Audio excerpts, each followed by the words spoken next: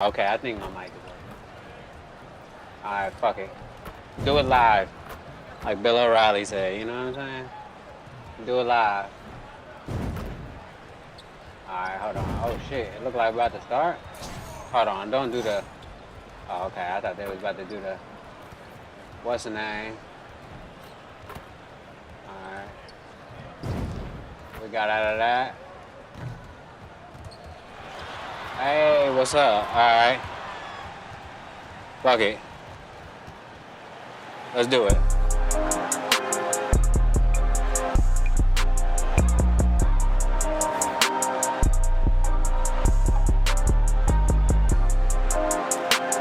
Hey, let's go.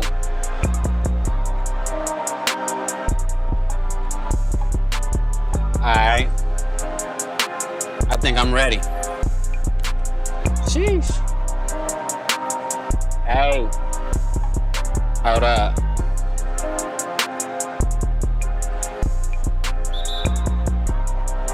Alright, let's get it.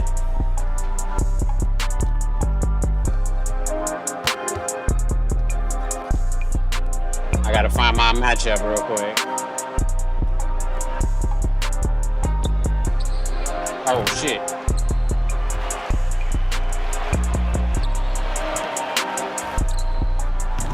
Damn. First shot of the day. It ain't too bad. Damn. Why he doing him like that? That's funny.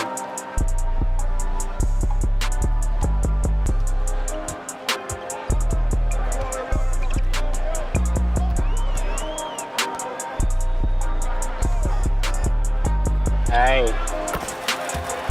Too easy.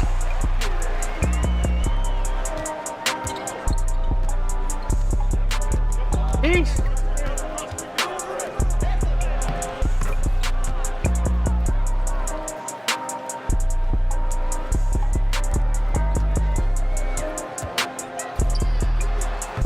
Second shot. All right, hold on. Let me get that real quick.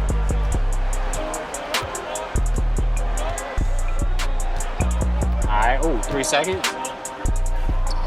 Oh, he waited for me. What?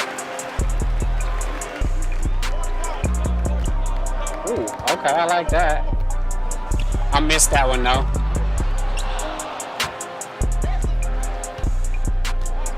Oh man. I mean, shit.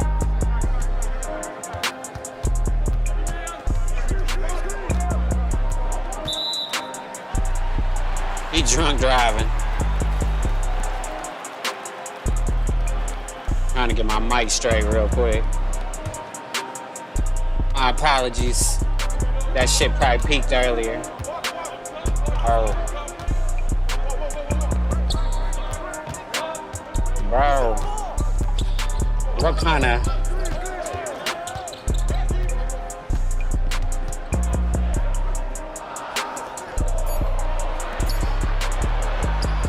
That shit about to be off too.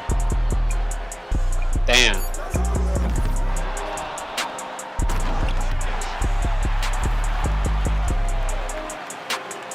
Damn.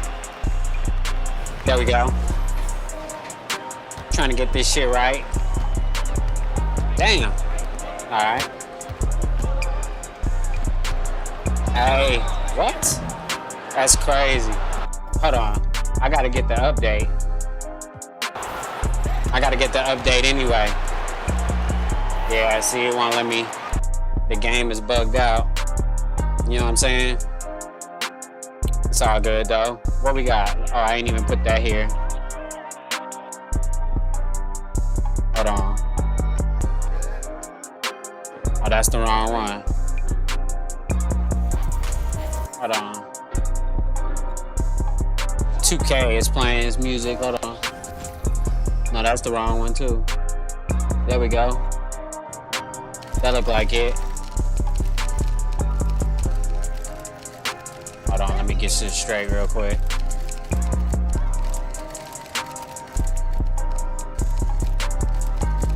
Kind of just jumped on though.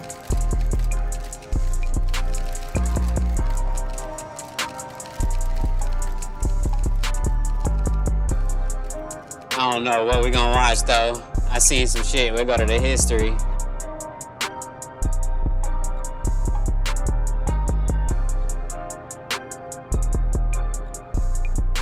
But we'll get to that in a second though. Shit.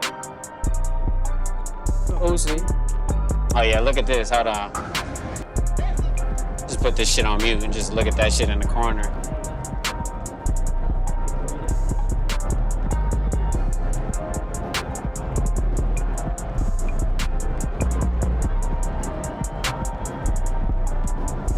Oh yeah, let's get it. Oh yeah, let me go to this one real quick. Fix this. Think well about right there. Hey, hold on. The fuck? There we go. I don't use this frame very much though, but still want to have it right. Transitions and shit. Alright. That shit cool.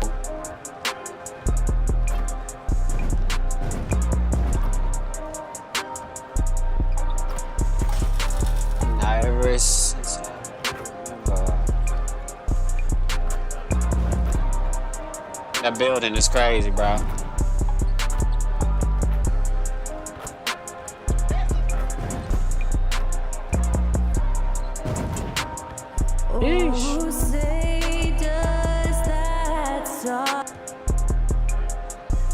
Look at that castle. That's crazy.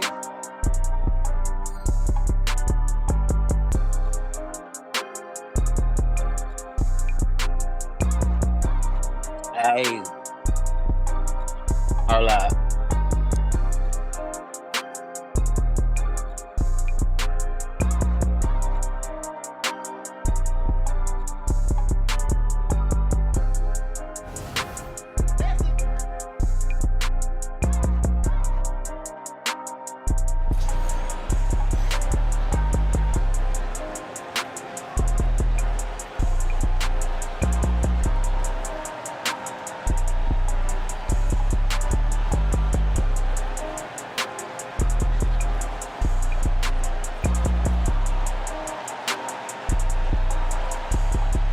Damn, that's tight.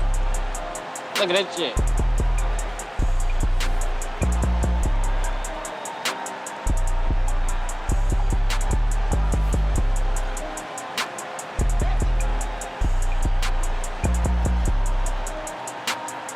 Hey, what's good? Let's go. This one I ain't gotta quit out of. Damn. That's crazy. Hold on. Still trying to fix some shit.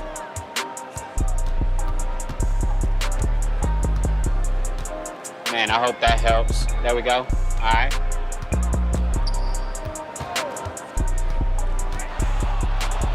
Damn. Oh, God. That was tough.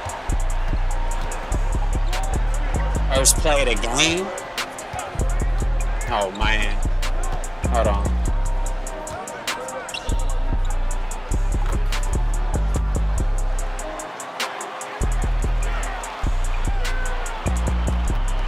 There we go. Let me turn that up then. Since, yeah. Alright. Oh. Why am I hitting everybody like that? Oh, no. Now that's tough. What's going on, bro? What did 2K do, bro? I ain't even like, you know what I'm saying? Really like doing shit. I'm still trying to get my microphone working proper. Sheesh. There he. But nah, I hit him. I hit his man and then I hit him too. Spun the block, came back. Hey, here we go. Is he carrying? Nah, he ain't carrying. Alright, whatever. Hey, look, got him. The big man. Put him back in the defensive position. Sheesh. Hold on, but then oh boy, I don't know what happened on defense because I wasn't paying attention.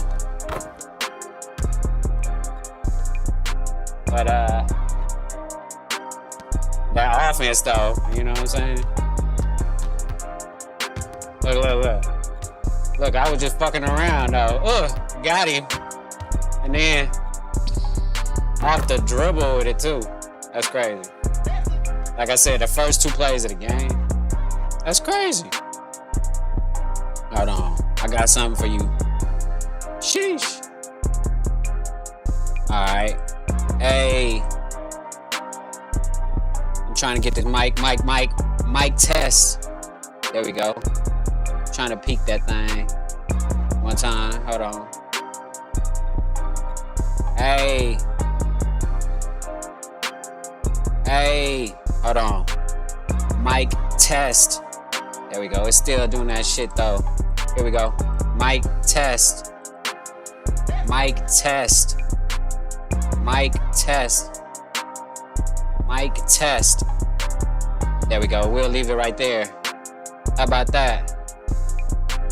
Do that shit immediately. Hey. Mic test. There we go. Leave that thing right there, I think. Right around there. Yeah. Hey, what's up? Oh, shit, that went up. There we go. I'll leave it right there then. Fuck it. Alright. Damn, no. Hold on.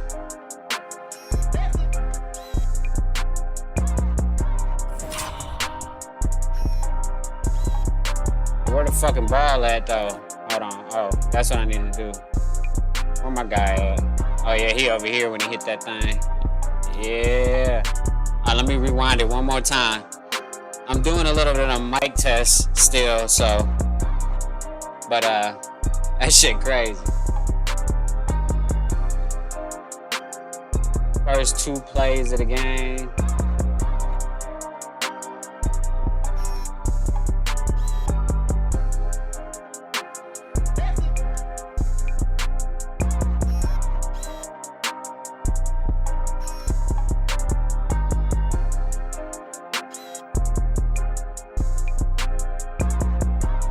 Let's see from here.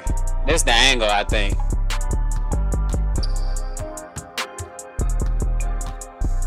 Damn. And then he shot it like he wasn't there. Dude was there though. He was definitely there. Let's hurry up. Let's fast forward this because I just want to see the other play. Like how I come down and hit him again.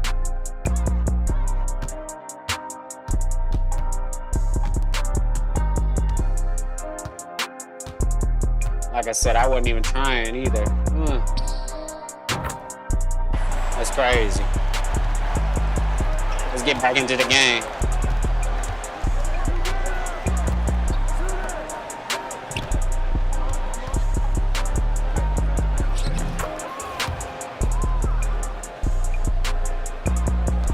Oh man, move.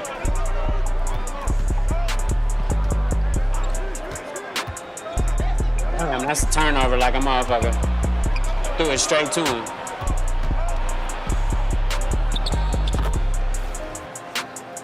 Damn. I think I got my shit together now. Well, not in the game. And shit, not on the mic either. Hold on. I'm about to get 3 seconds and shit.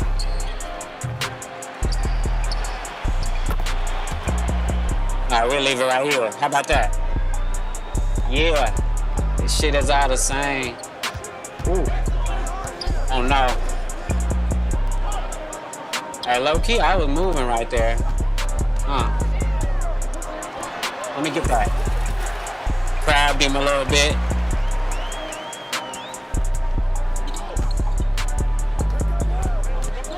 I'm gonna get this shit though. Hold up. My defense is suffering because I'm trying to do some shit with the microphone.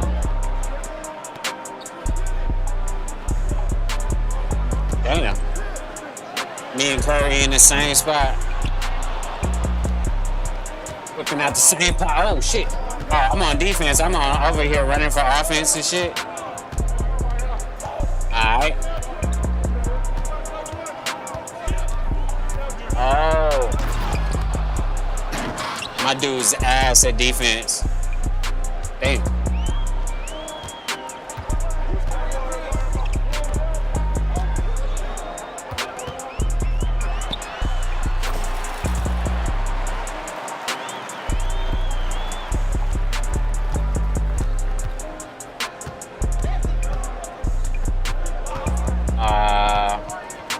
This shit just gotta be smaller.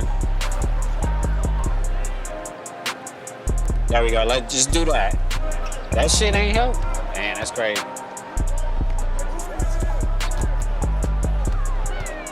Move.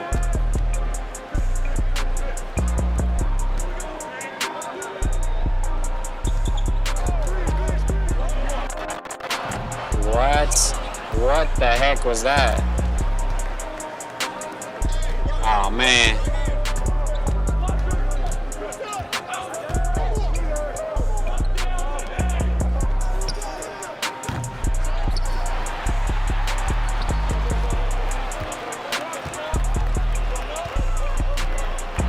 Hey, that's what I'm talking about. My dude's slow too. Are you kidding me? That's okay. You know what I'm saying? That's okay. I mean, you ain't gotta be the fastest.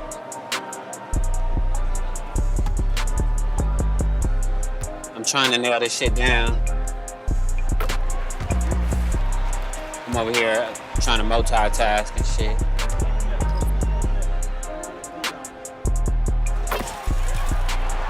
Hey.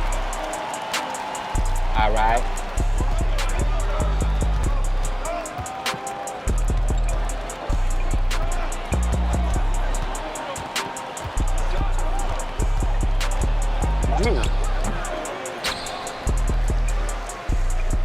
Throw the ball.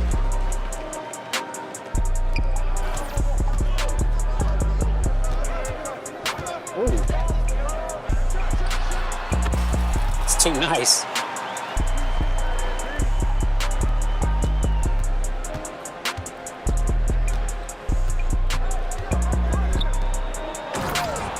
What?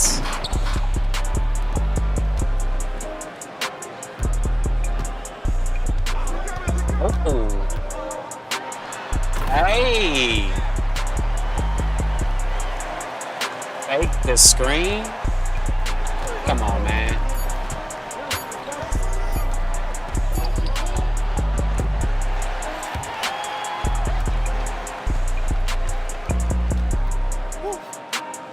He said, woo.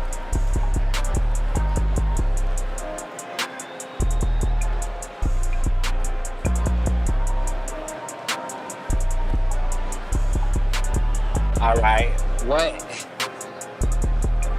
what is going on, man?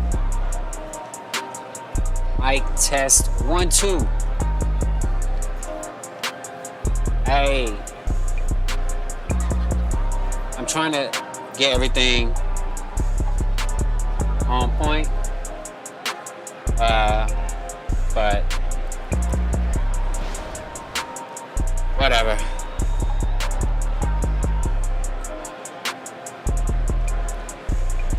Oh yeah, huh?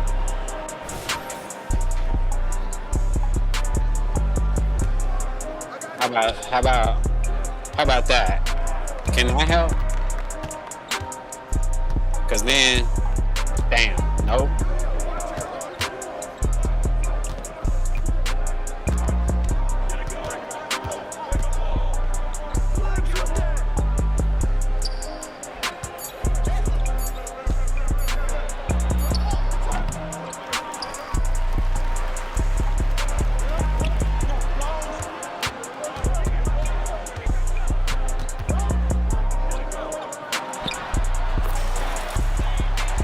shoot it anywhere.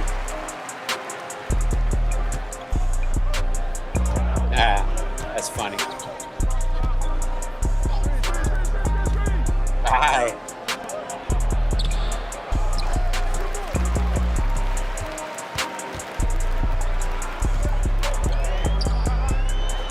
Can we make it? Can we make it? Wow, we can't.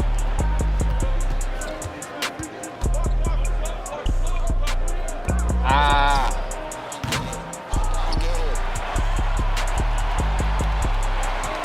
There we go. Fuck it. Oh, another one. My dude is turning into a dunker.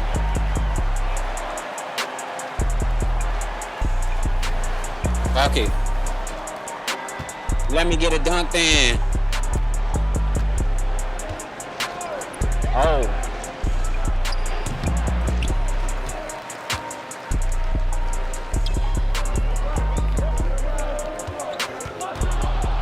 Damn.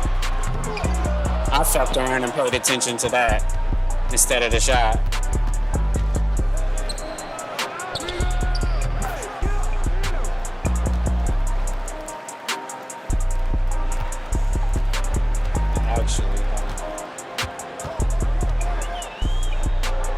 Hey, let me see.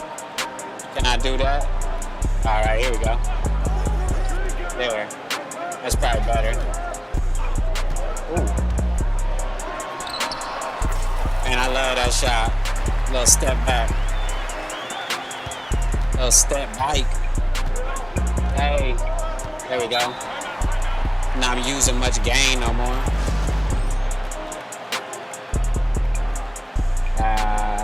All right. I guess this is more of a test stream for the moment. In a second, we're like getting some more videos and shit, you know what I'm saying? But for now, I'm just looking at this this audio and shit. Damn, bro. What? Went out of bounds. Hey, that step. Oh, I thought I had it that time. Did I figure it out? I possibly have. Okay.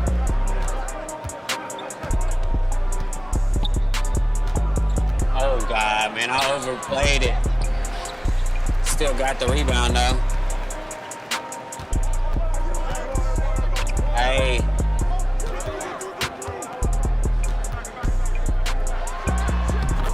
I just say I know I can make that one.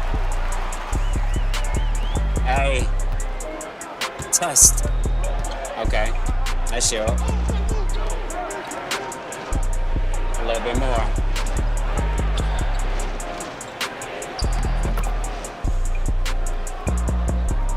How about now? Is that helping?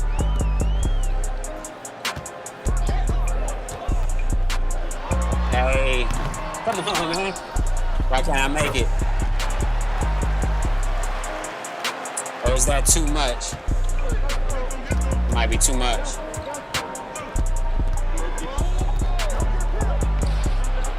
Damn.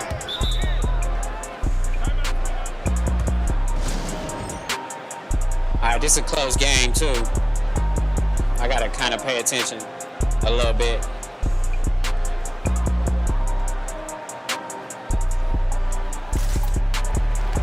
Alright. Oh, this video over.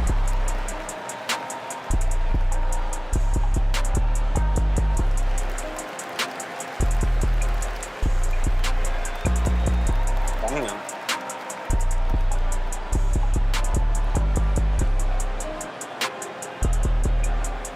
What else we got? Oh yeah, let's see what this nigga talking about.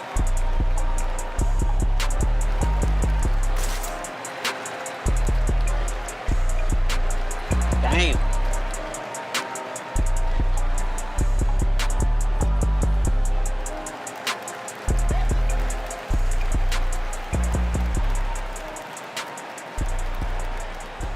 Alright,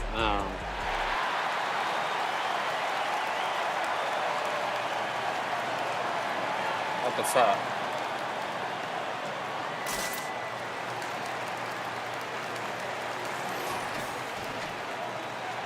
What is this? Almost halftime? It's almost halftime. That's better. I like that. Alright. Alright, whatever. We'll leave it like that then. Fuck it. For now. Do it live.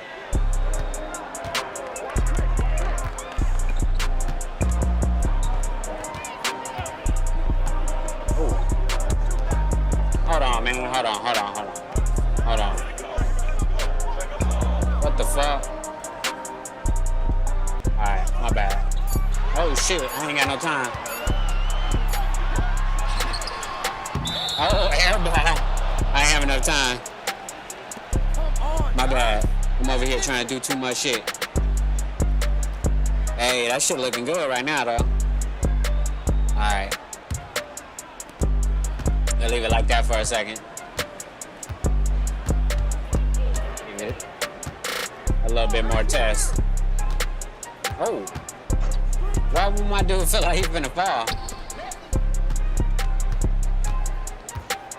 Hey, hold on. Damn, it looked like he was finna get blocked. Come on, Chris Paul.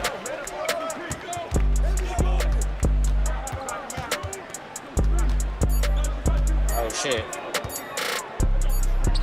Can I not get a foul? Nope. No fouls. All right, for sure. Be right back. Give me a second. Yeah.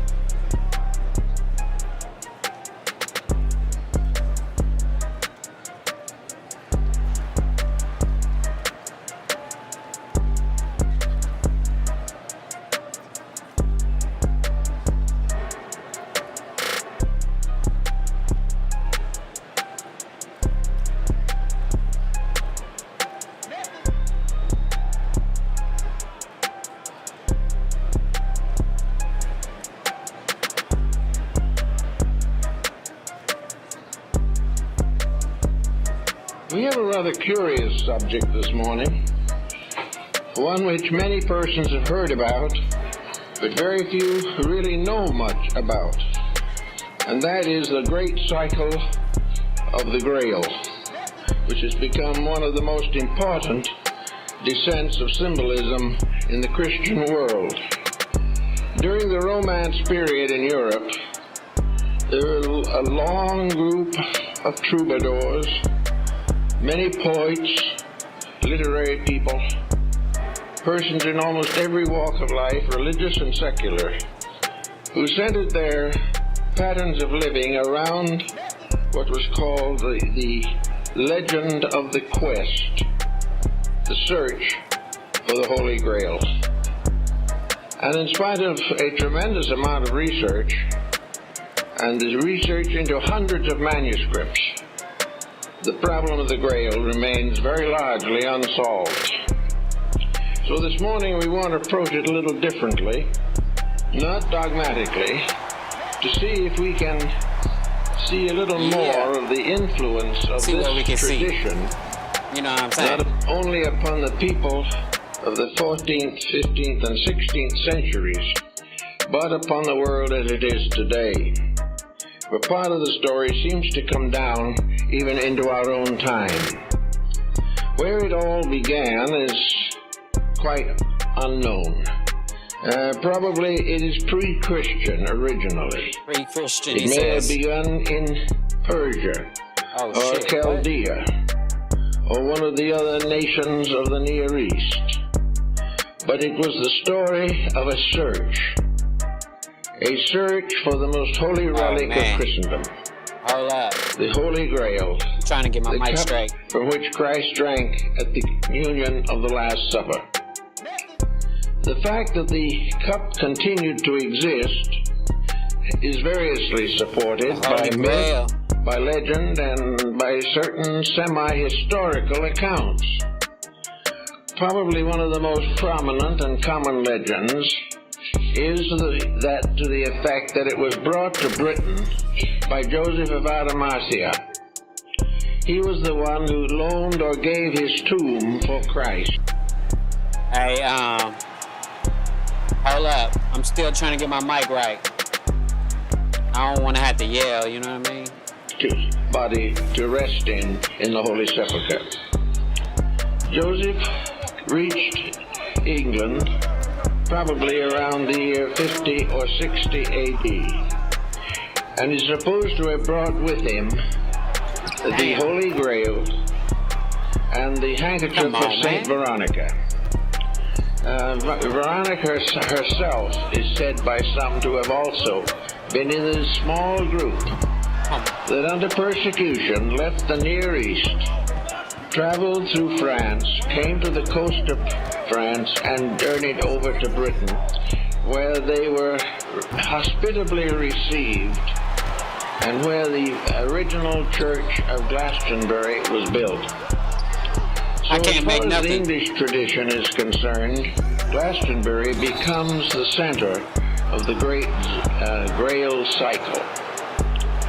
Glastonbury is an area in rather swampy land, surrounded by marshes that were known in ancient times as Avalon.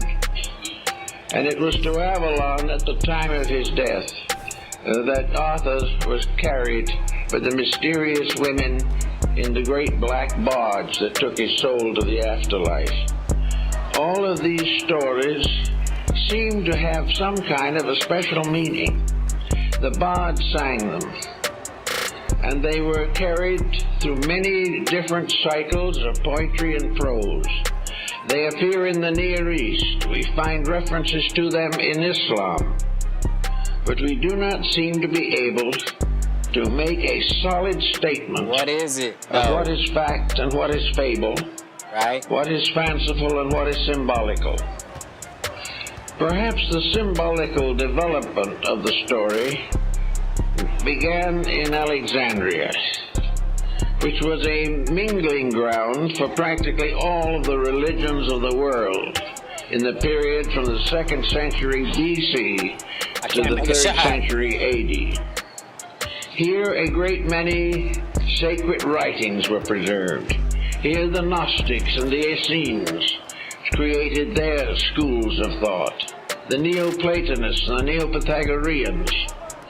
And also here, according to the ancient tradition, the first college of Christianity was established by the Apostle Mark. So there are many stories of this particular series of events or cycles, and perhaps it is useful Come on, at this man, get time to still. consider what the meaning might be. The order of the quest was always more or less the same in the story. It was added to a little and subtracted from a little by different writers, but it centered around 3 distinct objects. One was the Holy Grail, which was the most important of the Hallows, as they were called. The second was the spear of the centurion Longinus, which is supposed to have pierced the side of Christ. And the third is the wreath of thorns. These have been variously sanctified in different parts of the world. Great cathedrals of Europe have declared that they possess these objects. The problem of trying to verify the story is about as difficult as verifying the mystery of the Shroud of Turin. But in the whole picture of it, one point stands out. It is always a search. Every part of the Grail legend, dealing with Galahad, the guileless knight, Parzival, Lohengrin, and many others, these were all seeking for something. They were searching for a vision. And it is said that Parzival and Galahad attained the vision of the Grail.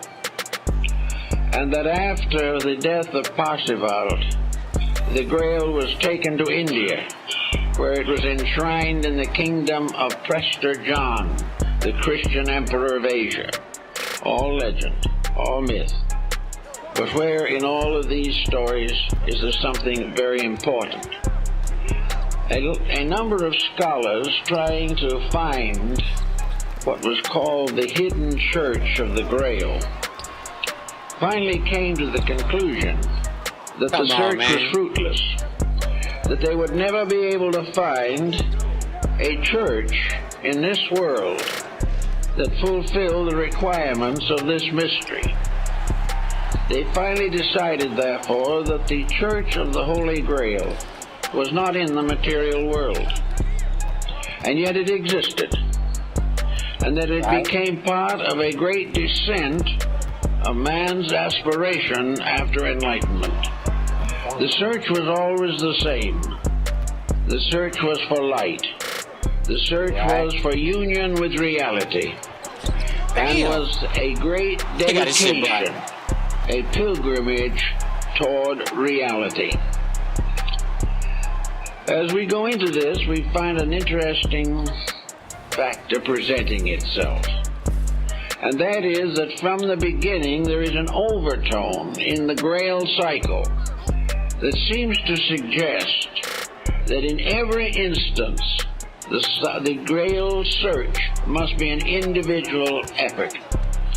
There was no way of joining something. There was no way of proclaiming a membership or depending upon a group support for the attainment of the quest. You could not become part of a congregation of the Church of the Holy Grail. Every part of it had to be individual. The individual himself was searching to become one with the communion of saints, with those of the other life who had attained the illumination of the soul. It was therefore the soul in man searching for the eternal soul in life. And this search had to be a personal dedication. Those who achieved the search and finally beheld the Grail became a company apart, but they were never organized as an organization. I can't make a shot They right now. became mutually knowing of each other because they had all attained the same level of insight. They were part of a level of internal illumination and not an organization. This seems to meet most of the requirements of the subject, but leads, of course, inevitably to the dedication for the search. A dedication which was part of the vow of knighthood back in the medieval period. The vigil of the Grail was always in a church, and a knight receiving ordination into his order spent the first night in prayer and meditation before the altar of his local church. Having thus dedicated himself internally by a voluntary action of his own, he started out on a quest which no one could assist him. No one could do it for him. No one could walk with him. No one could prevent him from making mistakes. It was a lonely journey, a journey from illusion to light, from darkness to participation in eternal truth. This actually did affect the rise of the Christian faith in the early medieval period. The Grail cycle, regardless of its origin, which may have been among the mystery schools of Egypt, Asia, North Africa, Greece, all of these countries. But wherever it began, it became a key to the religion that had no physical structure. A religion that was entirely subjective. A religion to which each individual made his own commitment. And having made this commitment, either succeeded or failed. In either case, alone. Therefore, perhaps the entire quest of the Grail is best summarized in the words of Plotinus, who observed on occasion that the way to truth was a journey of a lonely person to that which is eternally alone. It was this aloneness that seems to have been the power of the Grail.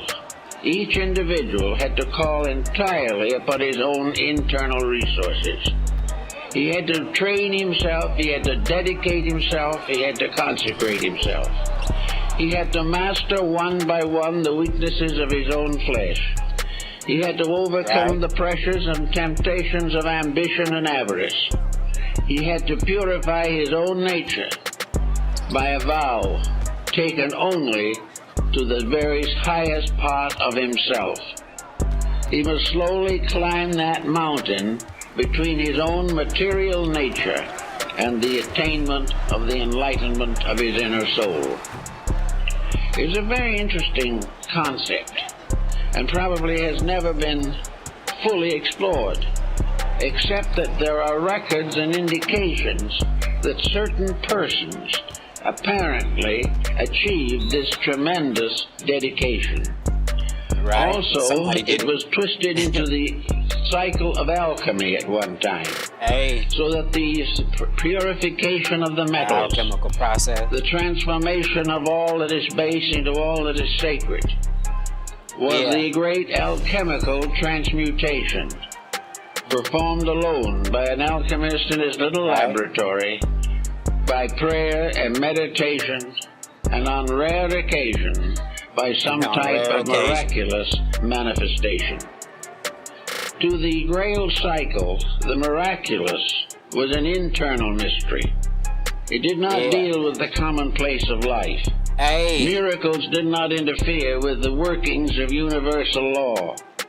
Miracles were inner experiences of attainment, a proof that the reality was nearer than it had been before. The problem of the origin of the Grail, again, has a great many legends associated with it. One legend says that it was carved from the crest jewel of the archangel Lucifer when he fell from heaven. Others say that it was part of the basin of consecration found in the ancient rites of the tabernacle in the wilderness. Some believe that it was the ecstatic cup of Bacchus or Dionysus in Greece. In most cases, it was a chalice in which the individual had to find ways and attain to the possibility of cleansing the inside of his own cup, which was the actual meaning of the term. Right. Now, in doing this thought of living this way, we find that there arose in North Africa and in early Christendom a teaching that was to become very important in the life of people. And this teaching was the cultivation of the power of internal visualization. In other words, the individual gradually transformed these ideals into inner pictures. These pictures, like the Oriental mandalas, were visualizations of a superior state of being, visualizations which impel the individual to fulfill them or to achieve the mysteries which they represented.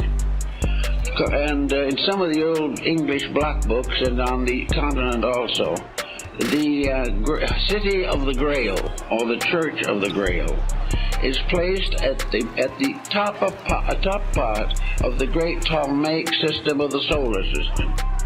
You climb the ladder of the 7 planets to reach the entrance of the secret house.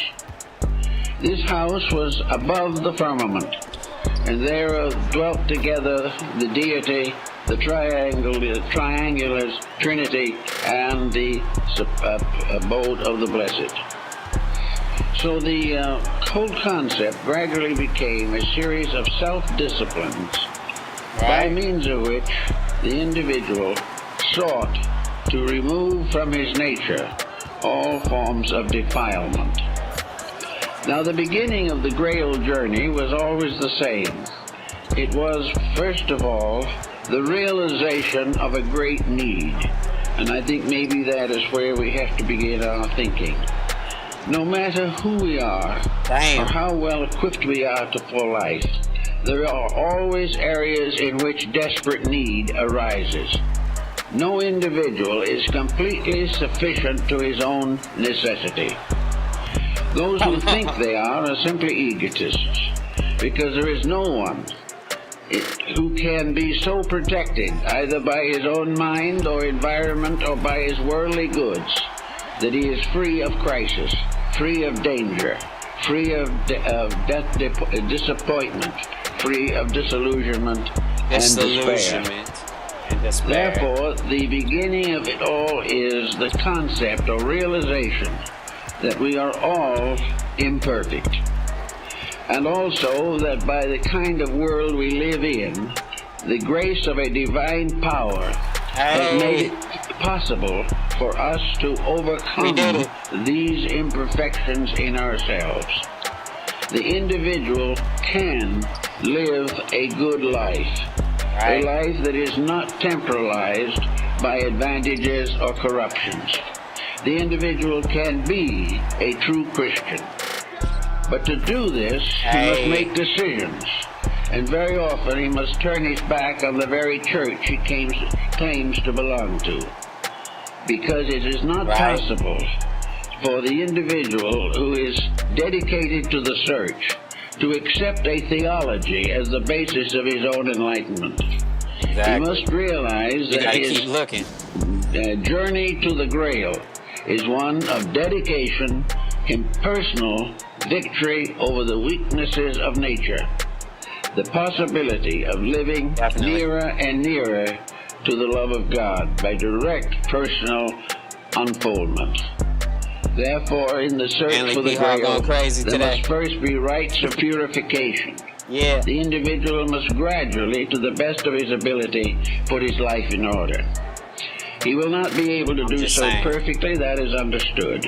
But he must make a gradual effort to get over the problems by which he is bound to an inferior state by his own center of consciousness. He must get over all grievances. He must fulfill the commandments of Jesus. He must dedicate his goods to the need of those who are impoverished. He must give graciously of himself at all times. He must hold nothing and demand nothing. He must never conspire to gain anything for himself, including a conspiracy after truth. He must not have any of these motivations behind his action. There must be only true and simple acceptance and practice of the noblest form of life which he can experience. Now, if by this type of problem, or this type of living, he gradually overcomes the major weaknesses of his own nature, he gradually comes into a state of internal tranquility. And tranquility is the open door to the sanctuary of the Grail. Yeah, he made that. Tranquility means peace with reality. It means that the individual accepts without question the true teachings of his religion, whatever it may be, and lives it without restriction or compromise.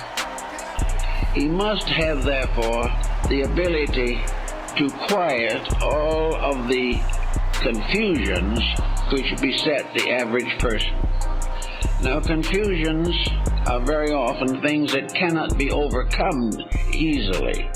Sometimes a life is harassed to the degree that it would not appear that the individual could make a new start in his own inner life. But he can if he will. There is never a time in the life of any living thing that has a consciousness in which that consciousness cannot be released constructively. It is a matter of willingness to be dedicated. Assuming that the person achieves this type of dedication, it might be regarded as an order of knighthood.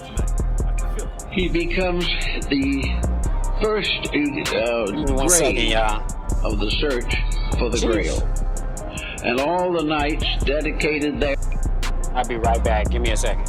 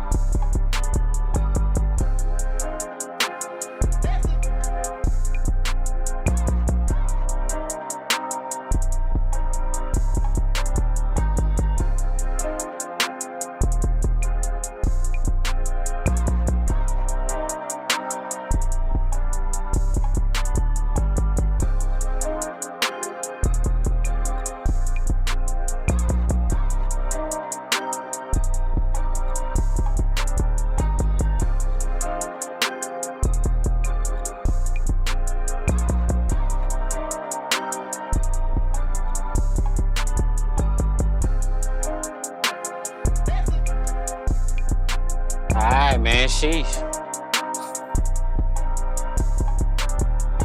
I have. Hey, what?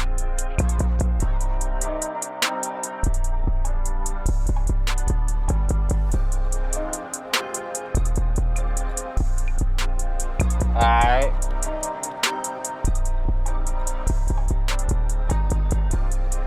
Their sword handles, which were the form of the cross, to the good fight, the battle to overcome the darkness in self, and to protect the light in others.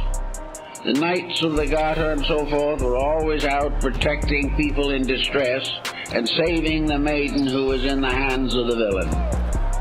The maiden was the soul, which is always in the hands of the villain until the individual redeems himself. Hey. So the knighthood of the Grail began by this proof of courage, proof of integrity. The young knight did not know what he was going to find. He had no promise that he would find him. He was simply told that his hope was only through the conquest of himself, that no one else could help him, and all the prayers in the world could not bring him the peace that he had to earn by the development of his own character.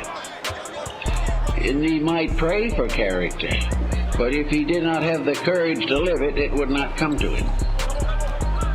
So having gone through all these problems, and coming finally to the Gnostic quietude, the individual lacks none of the needs of life, but has an inner tranquility in which he lives in this world but not of it. Yeah. He performs all the duties that are his proper responsibilities in life. All effort to escape responsibility is treason as far as the way of the Grail is concerned. The individual must never try to grow by neglecting something else. The responsibilities. He must fulfill, according to the best conscience that he possesses, every daily responsibility. He must bear all burdens without complaint. He must recognize that all occurrences are lessons, and that each lesson that comes, the more difficult the lesson, the greater the attainment. And it is upon this climbing this ladder of circumstances, this mysterious stairway of incidents, and conquering them one by one, that he attains to the gate of the Grail Temple. Having come to this point, then, he settles down to the next step of his growth. Namely, what the Oriental has always known, the meditative arts. The quietude and contemplation enables the individual to relax and allow the best of his own inner life to come through. When we relax, one of two things happens. If we are not too well oriented and pretty much bound to our mistakes, when we relax, we're miserable. When we relax, we have all kinds of negative thoughts. We worry, we're frightened, we're concerned, we're disappointed, we're disillusioned. We think of the people who have mistreated us and how the world is failing us in our needs. So to the person who is not self-disciplined, relaxation and quietude just end in misery, which is what is intended. Because there is no way in which we can accomplish the purpose until we are able to see within ourselves that we have conquered these mistaken points of view. So by degrees, the individual gains the ability to relax and be quiet. Now this has a sort of an initiation with it, because when you get to this point, you've got to relax and be quiet. Right. You've got to be able to sit down quietly and in peace with life and in peace with yourself. Contemplate the common problem things that we all have to do. The individual must learn the importance of being able to get along with himself, and that his great enemy has always been himself. Exactly. And until he conquers that, he can go no further. He is a victim of his own mistakes. He is a victim of his own wrong attitudes, wrong objectives, wrong ambitions, wrong decisions. He is a victim of every lesson he sought to avoid or evade. Every time he fails to do that which is next, he penalizes himself and adds to the burden of his own subconscious mind. So the harrowing of Hades, in the old classical terminology, the descent into limbo, represents the individual cleaning out his own subconscious with which he has to live. It is either a paradiso or a purgatorio according to how he has trained it.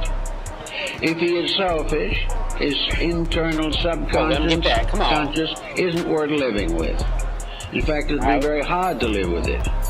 And yet we go along day by day, failing to realize that we are building a toxic subconscious, that we are building an internal life, and the only way we can escape from it is keep our objective consciousness so busy that we have no time to think about the facts of life.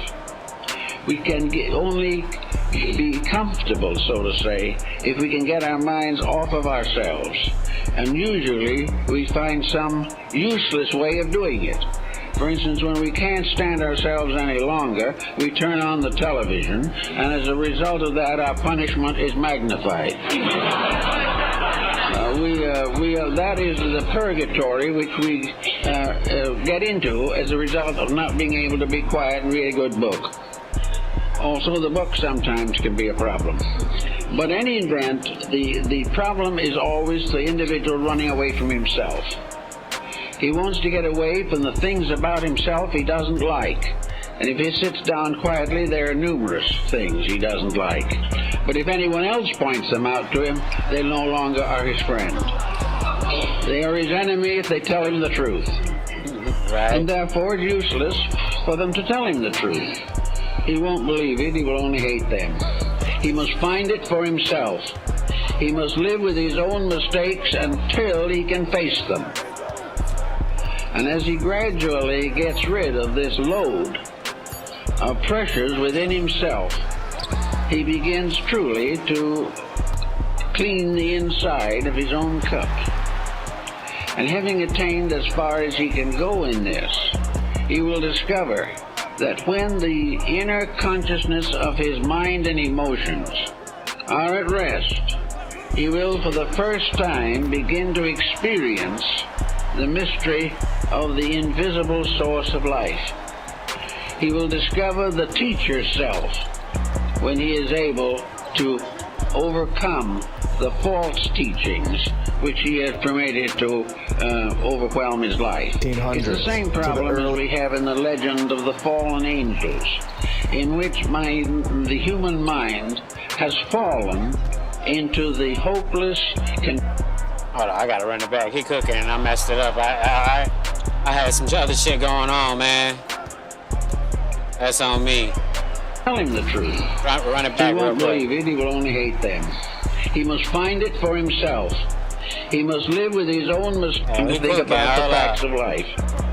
We can only be comfortable, so to say, if we can get our minds off of ourselves. And usually we find some useless way of doing it. For instance, when we can't stand ourselves any longer, we turn on the television, and as a result of that, our punishment is magnified. That is the purgatory which we get into as a result of not being able to be quiet and read a good book. Also, the book sometimes can be a problem. But in any event, the problem is always the individual running away from himself. He wants to get away from the things about himself he doesn't like. And if he sits down quietly, there are numerous things he doesn't like. But if anyone else points them out to him, they no longer are his friend. They are his enemy if they tell him the truth. And therefore it's useless for them to tell him the truth. He won't believe it, he will only hate them. He must find it for himself. He must live with his own mistakes until he can face them.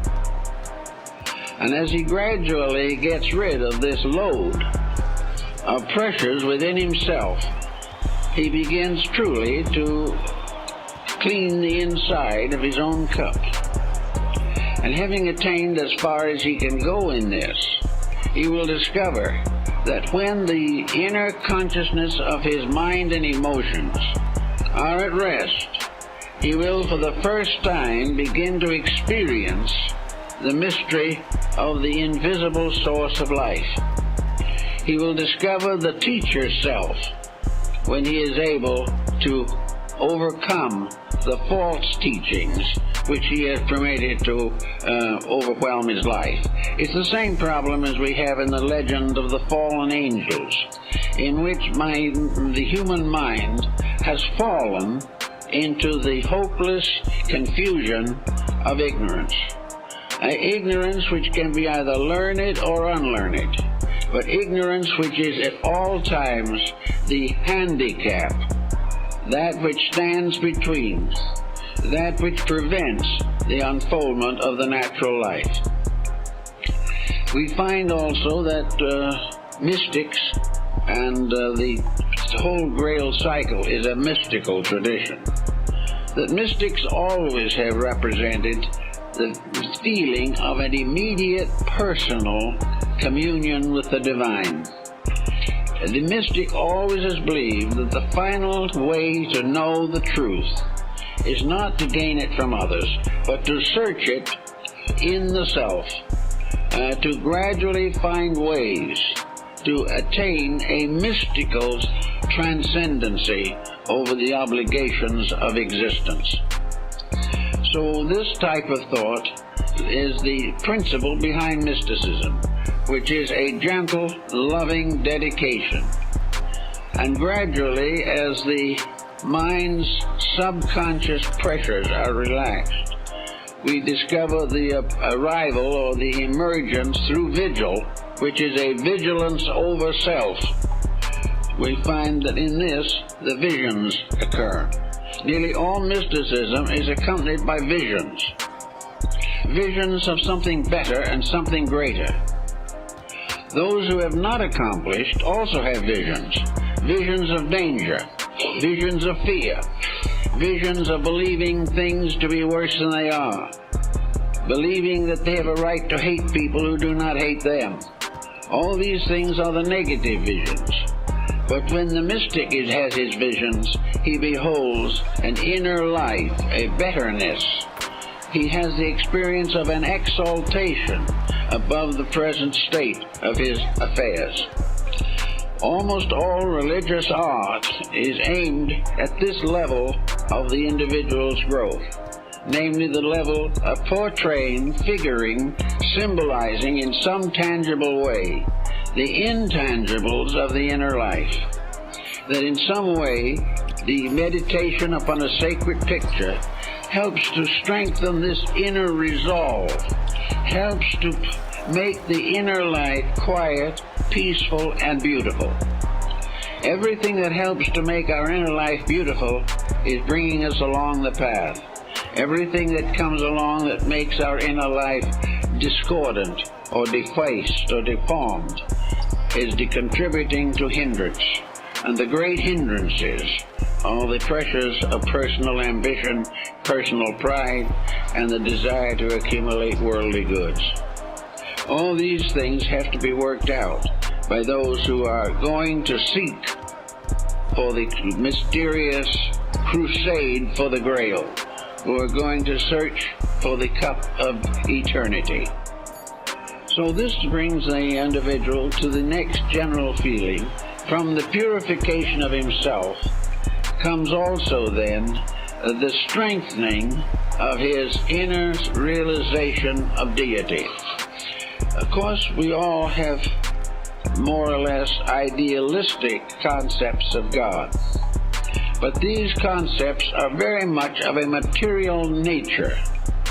God becomes a person, like the figure on the ceiling of the Sistine Chapel in Rome, where God is casting off the sun and the moon, and where with a very long beard and a very patriarchal look, he reaches out to the hand of Adam. These physical things are the way we inevitably and instinctively think of deity. We think of deity either as a patriarchal figure or a matriarchal figure. We think of deity as father, mother, or father-mother. We think of a parental person. We look around us and we see a very nice-looking patriarchal people and have a feeling that they sort of look a little like the way God must look. But to the mystic, this is not possible. The mystic must also realize, in the course of his growth, that he must try to find some nobler way of experiencing or inwardly visualizing the nature of deity. This is brought out in the mandala meditations of the East, where the effort is to reconstruct a spiritual universe as a reality which can be contemplated, which can become a new geography based in a divine light. But even here, the danger still exists that these things are merely an attenuating of physical factors. There is apparently no positive approach to the nature of deity. We can tell what it is not, but when you come to tell what it is, there is always a certain uncertainty. But in the search of meditation, we find almost all mystical schools have religious observances, not observances demanded by some system. When they're demanded by a system, they're very dangerous. But a natural desire to understand more of the substance of things unseen. And this becomes the basis of a meditational development. The individual may meditate in the presence of sacred objects which have a tendency to lift the mind, but are themselves transitory, but they are part of the growth process which must be gone through.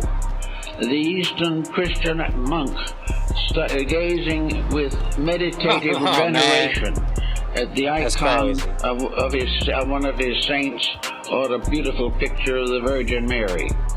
These have a tendency to discriminate. They cause the individual to find joy in that which is truly the source of joy, rather than to find joy in little things and mortal preoccupations that have no essential meaning. Everything that helps in the constructive yearning towards reality. And then we come to another problem of hindrances which has to be considered, and that is, do people really want this? Does the individual really want to live this kind of a quest Or is it going to gradually turn on him as a frustration in which he is miserable trying to be good? If such is the case, he has to stop immediately. Because unless the moods that grow in him fulfill him and make him happier than he ever was before, then something is basically wrong in the work he is attempting. He is never supposed to give up the world with a terrible sense of loss. If he does, he should stay where he is. He should give up the world only when in his heart and soul he is rejoicing at having discovered something greater than the world, something more important, something that he can love more fully, more completely, and more permanently. And if this does not appear, then this step of the quest is a failure. And many of the knights of the Round Table tried these different quests, which are very interesting, because only one or two of the whole group ever saw the Grail. Something always stopped them. The thing that stopped them was their own lack of worthiness. They got sidetracked. They got mixed up in something else. And gradually the vision of the quest faded away. They still believed in it, but the belief in it was not the quest itself, and never can be. We can believe in anything, but unless the believing transforms ourselves, it is of no basic value or permanence. But assuming that the individual has gotten this far in one piece and is going along fairly well, then we have these rungs of the ladder of meditation. We find the problem of growth involves not only the transformation of evil, but the glorification of good. The individual, in order to really understand life, the great world of divine principles and causes, was placed in a garden where he was supposed to name all things according to their natures. He has rather named all things according to his own likes and dislikes, which is not the same thing. But in all of this problem, he has to recognize the importance of the experiences of growth. For instance, the mind must be developed. The various arts and sciences are rungs of a ladder. The individual is not wrong because he's a biologist. He's not wrong because he happens to be a grammarian. It is all a problem of what he is inwardly motivated by. If he is properly motivated, all sciences, arts, philosophies, crafts, and trades are equally sacred. If he is not so motivated, they are all equally profane. Therefore, it is not that the individual should walk away from experience or try to go off somewhere and live in a hermit cell for the rest of his life, or renounce humanity. A great many people just renounce humanity, and they try to get along without it. They try to leave behind every disagreeable task. They resent every social restriction. They dislike constantly the ineffectiveness of governments and religions and educations and everything, and come out very desperately against prevailing systems. This doesn't do much good. It constantly adds to a negative sense of criticism. It proves that the individual is still functioning without the gleam of eternal light that should be within himself. So he has to start in and look over everything he doesn't like and find out why it is important, why he needs it, why he must understand it, and very often why he must transcend it by a full action of consciousness. So the individual who tries to excuse his weaknesses by pointing out the weaknesses of other people is not moving in the right direction at all. The person who wishes to make a donation of their lives to a divine cause must have something to give. They must have an achievement, an accomplishment, a value that can be used in life. We must not bury the talent. or the talents. We must use them if we would be called good and faithful servants. So by using the talents, we are able to gain not only a certain and additional ability to live well in this world, but at the same time, we are beginning to gain a better insight of the dimensions of that greater world we aspire to. He must not do anything by means of which the tragedies of life are magnified. He must have the very kindest and most gentle attitude towards everything. He must realize the importance of being at peace even in the midst of chaos. This type of thing and this realization of what should be then helps the individual to gain this equilibrium, and he becomes a knight errant. He becomes one dedicated to the service of the system, the Grail system, the Garda system, the orders of the Quest, the orders of the Bath, and all the great orders of chivalry. The search for the Golden Fleece, which is the great order of chivalry in Europe, on the continent, is again the same thing. The Golden Fleece is the ray of light flowing from the Lamb of God. So all these things tie in, and little by little we begin to reverse the sources of our inspiration and influence. But we also have to have the courage and discrimination to know when we can even accept our own attitudes.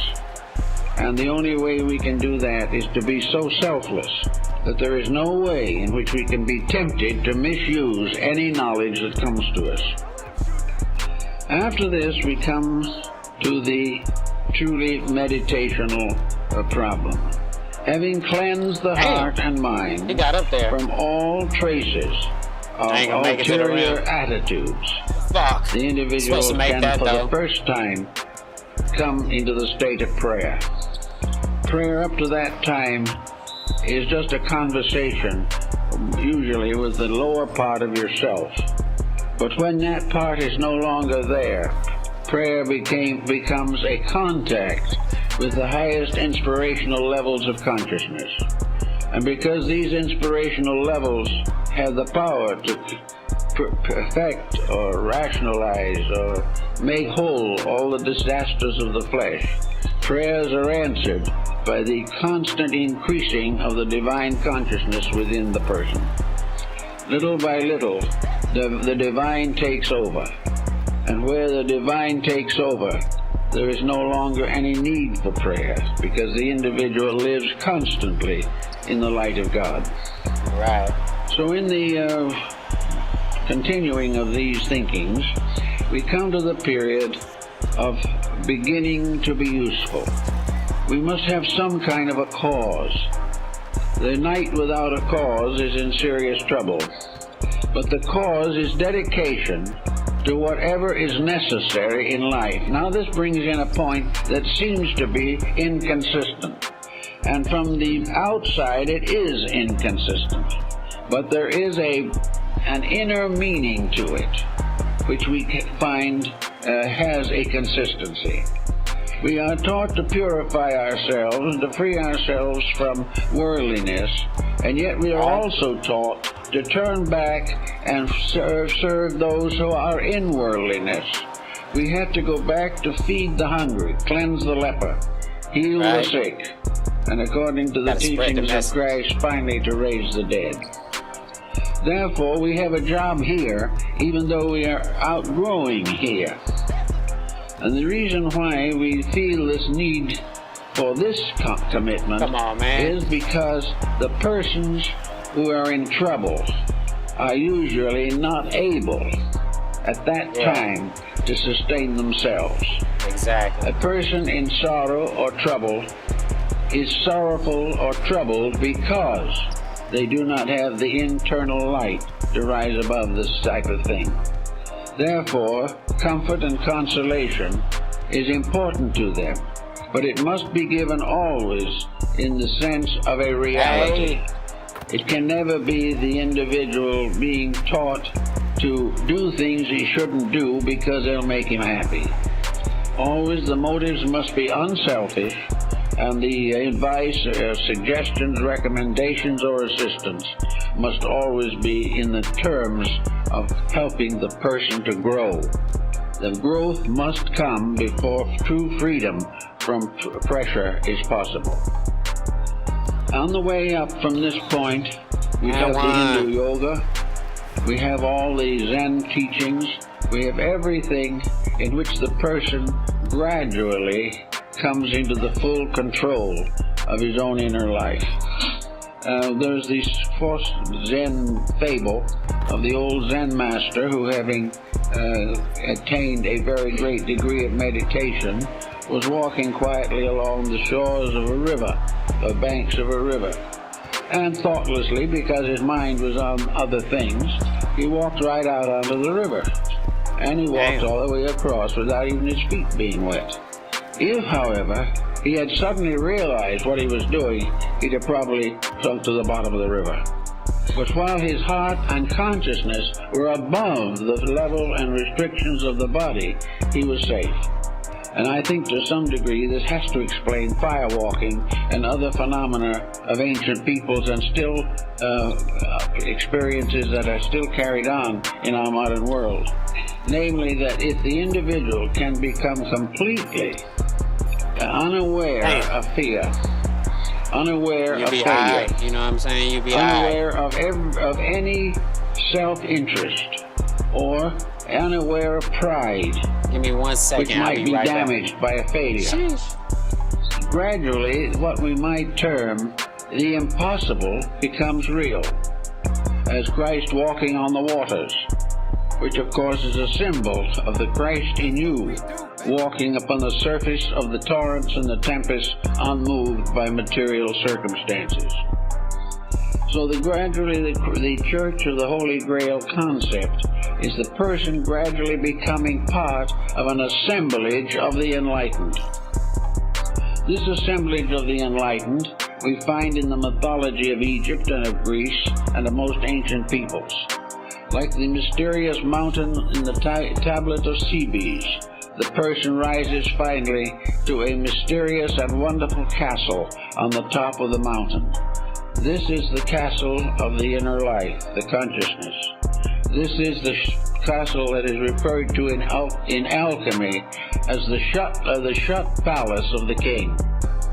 It is the divine acacia, the place of wisdom, love, and veneration. So little by little we climb up and do what in the Buddhist philosophy means that we ascend to the level or degree of bodhisattvahood, where we become dedicated patrons, guardians, and protectors of all that live.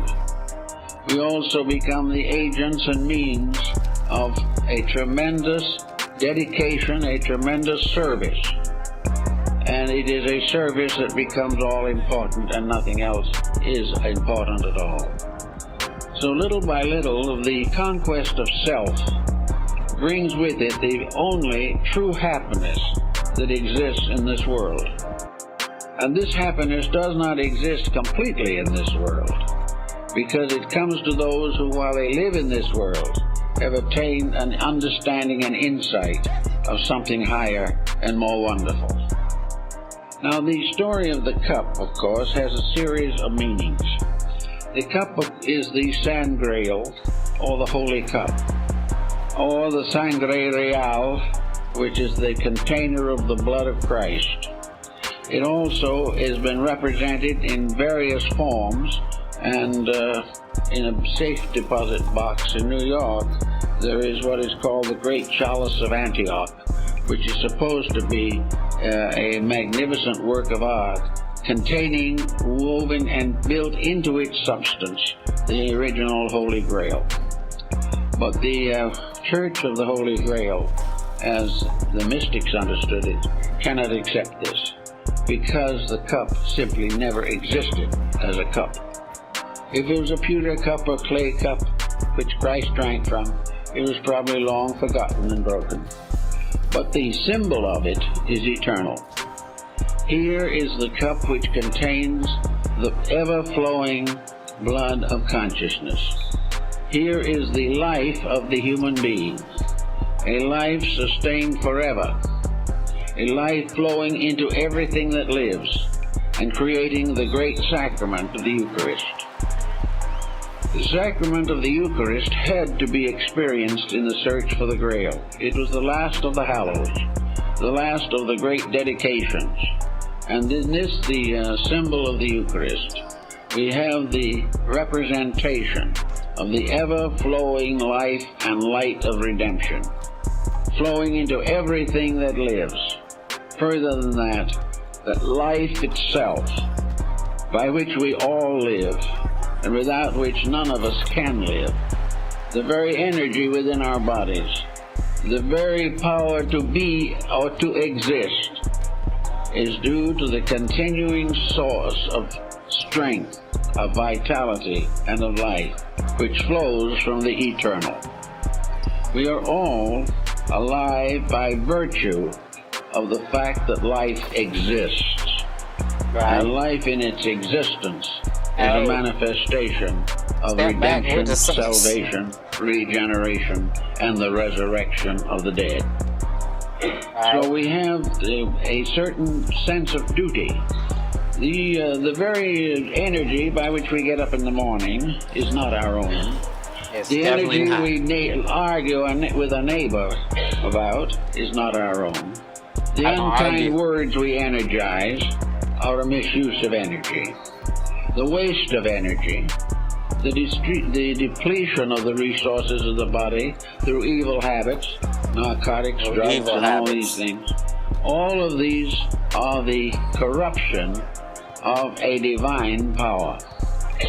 They are the misuse of the actual presence of God in us at all times. If it was not for that presence, Hey. we would be lumps of clay.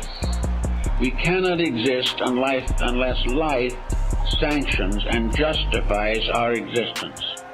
It was this life that fashioned us. It is this life that sustains us. It's from this life we came, and it is to this life we go. And this life is the entire mystery of the Grail quest. It is the quest for the everlastingness which is behind all things as an attribute of deity. The mystic, therefore, very often says that he does not die, that when the time comes for him to depart from this life, some mysterious miracle occurs and he doesn't die. The physical interpretation of this has very little substance in reality. The only one who didn't and cannot die is the one who finally was the eternal itself. Therefore, all things have their comings and their goings. But the alchemist and the mystic was taught Got him. that the transition from this world to the next is not a death, and the perfect acceptance of life overcomes the illusion of the reality of death. In other words, that in which life exists may be transformed. The body of it may be changed. The life may be incorporated into other creatures, but life itself cannot die. And life has, by its own energy, produced the evolution of the various kingdoms of nature, including man. That life does not die. The life in the individual cannot die. But it can depart from the body. But this departure is not death. It is transition into another dimension of space. Therefore, the search for the Grail not only continues throughout the material life, but the attainment of the degrees of manifestation that are possible to the human being allows this process to continue, and the individual who in this world passes out in a state of dedicated reality finds himself in another great room in the house or castle of the Holy Grail. Because the Holy Grail stands for those other mansions referred to, by which man is ultimately to ascend to the fulfillment of his own purposes in the divine life of things. Jesus says, "In my Father's house are many mansions. Were it not so, I would have told you." And these many mansions are the rooms of the castle of the Grail, invisible but eternal. In the ancient Hebraic mysticism, the Temple in Jerusalem is said to have been built on the top of Mount Moriah, on the threshing floor of the Jebusite. But the real Temple of Jerusalem is in the sky above. And the real Temple of the Grail is not in or with any church on earth, but is above them. And that which is eternal is always dominant, always leads all things.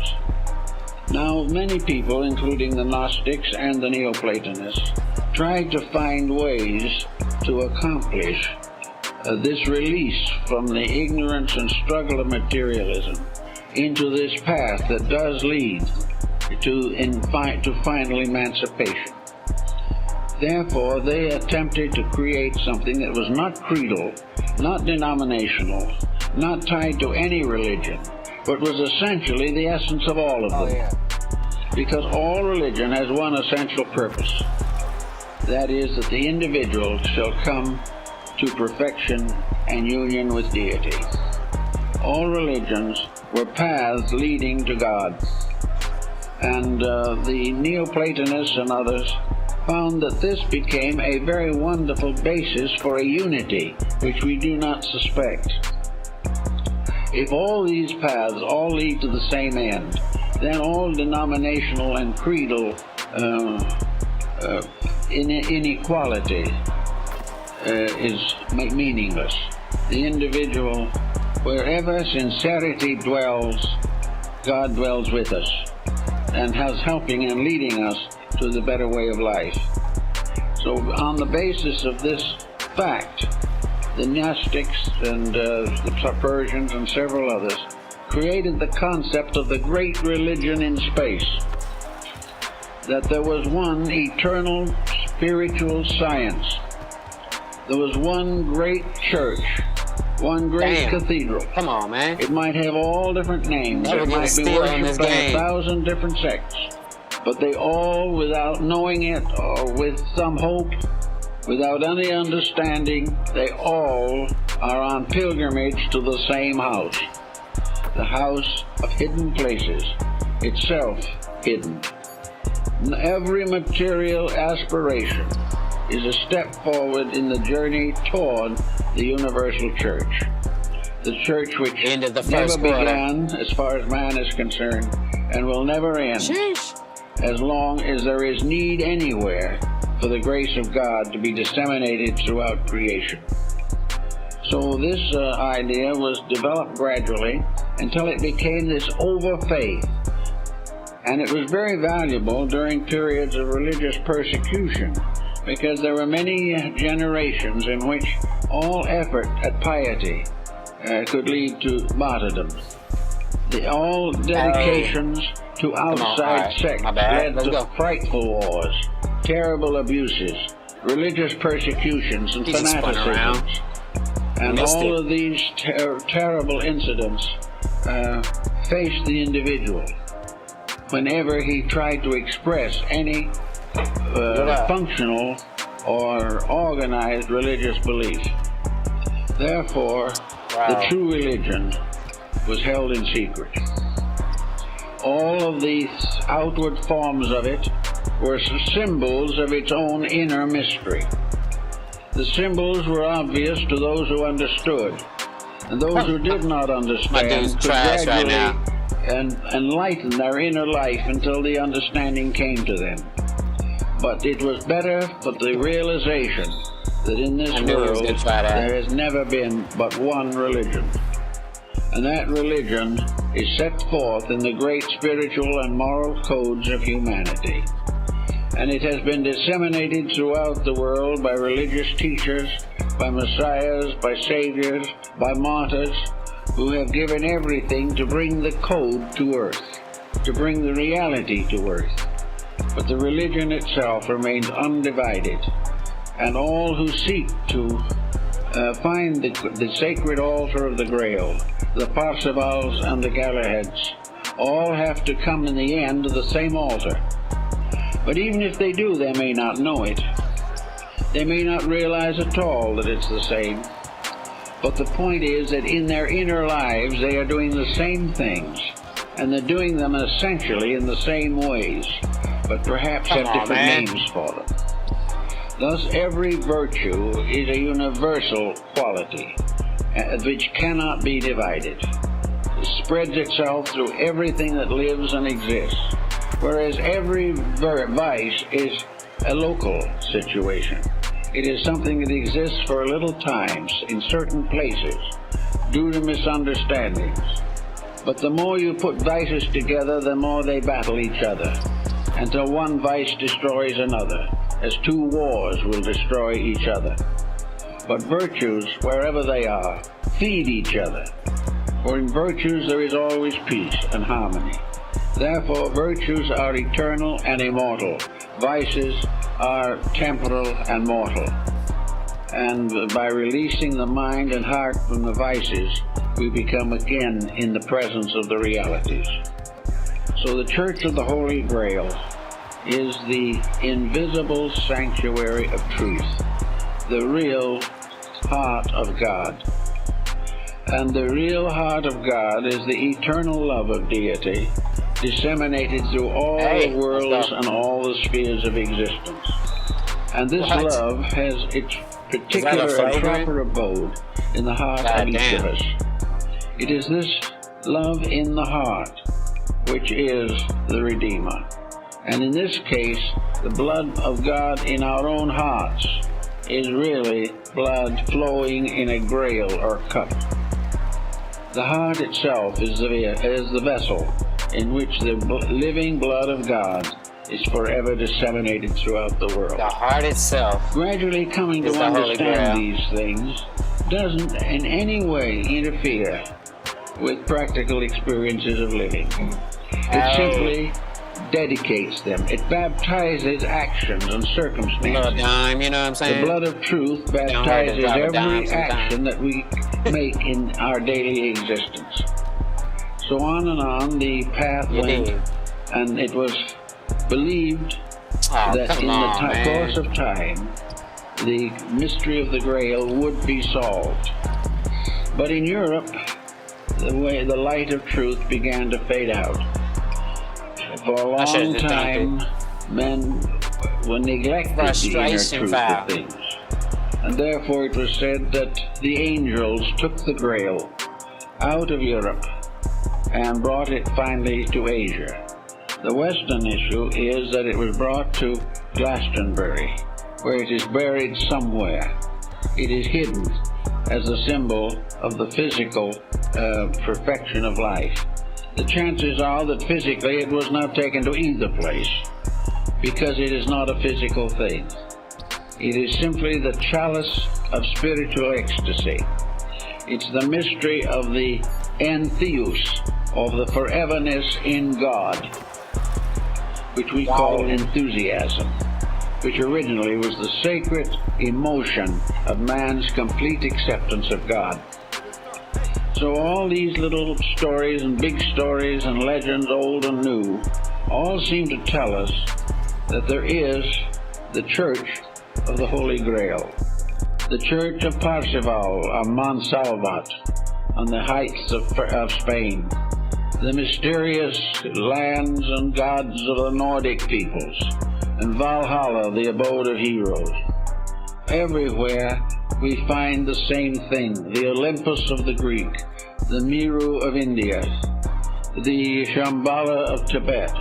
These are all symbols of the secret church, the mysterious sanctuary which forever remains, and to which each aspiring soul comes in search of reality.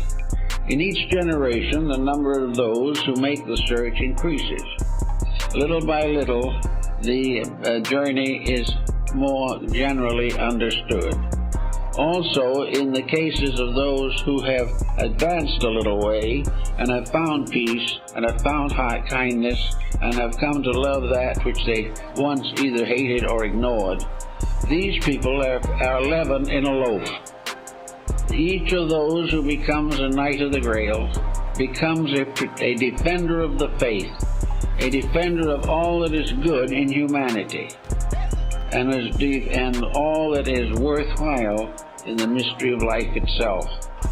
Therefore, each of the mystics that comes along, mystics like Bami, or any of the ancient mystics that were of Egypt, Greece, great philosophers, Plato, Pythagoras, Socrates, all these had gone a little way and had become acolytes, so to say, in this sacred assembly. And yet they didn't recognize the sacred assembly as a separate thing at all. This mysterious church of the Holy Grail has the earth itself for its checkerboard floor. The great combinations of integrities and honor are the columns that rise above the floor of the sanctuary, and the arches of the dome, as the one writer said, are the clasped hands of comrades. The whole church is a living thing. It is humanity. It is that which must gradually come to be the most worshipful and the most purposeful of all human institutions. We are going to have to move away from the concept that the material world is the reality, and that according to how things go here, so they go hereafter. We have got to come finally to the recognition that this world is a sanctuary itself. Every part of it is part of one sacred house. This sacred house is the home of all kinds of living things. And in this home, which is the one great church, many little churches have been built by persons of various convictions and dedications. But after all, the earth itself, the solar system, the cosmos, all are sanctuaries. It is a mistake to think of any of them as materialistic, mechanical devices. The earth is not just simply a physical planet with an atmosphere extending a few miles from its surface. The solar system is not a machinery of planets. Cosmos is not a mechanism of stars. Come on, man. These are all parts of great eternal principles manifesting forever. And it's man's possibility to climb the ladder of stars, to go on and on and on until he becomes fully aware of his place in the universe of things. And this search to the knowledge or awareness of realities, of course, is the quest of the Grail. It is the continuing struggle of all that lives to grow. Birds, animals, insects, everything have the great pressure to survive. And for man and for all creatures, true survival is not the survival of the body, but the survival of the God within the body. We are all concerned with the myth of the dying God and the resurrection of that God through our own personal contribution to the integrities of the world. And as we gather a little bit here in Christmas time, it might be valuable to realize some of these points, that we are living in a world of divine potential. There is nothing that is necessary to us that is not available. But we cannot come to the greater while we cling desperately to the lesser. We cannot be gods and mortals at the same time. Actually, we never were mortals in the truest sense of the word. Come on, man. We have always been gods in disguise. At the moment, we are gods in distress. Difficulties and problems are gathering around us. But behind, within, and about all of these is this immense sanctuary of life. Universes going on, cosmic systems going on, galaxies going on, and all that exists, the living church of the Grail. the one tremendous structure of universal integrities. You can't join it in the ordinary sense of paying dues. It's not interested in dues, but it does have something about it. It wants nothing, needs nothing, and can use nothing Come on, but man. the best of each of us. That which is the true reality in us can become part of the great congregation of the Grail.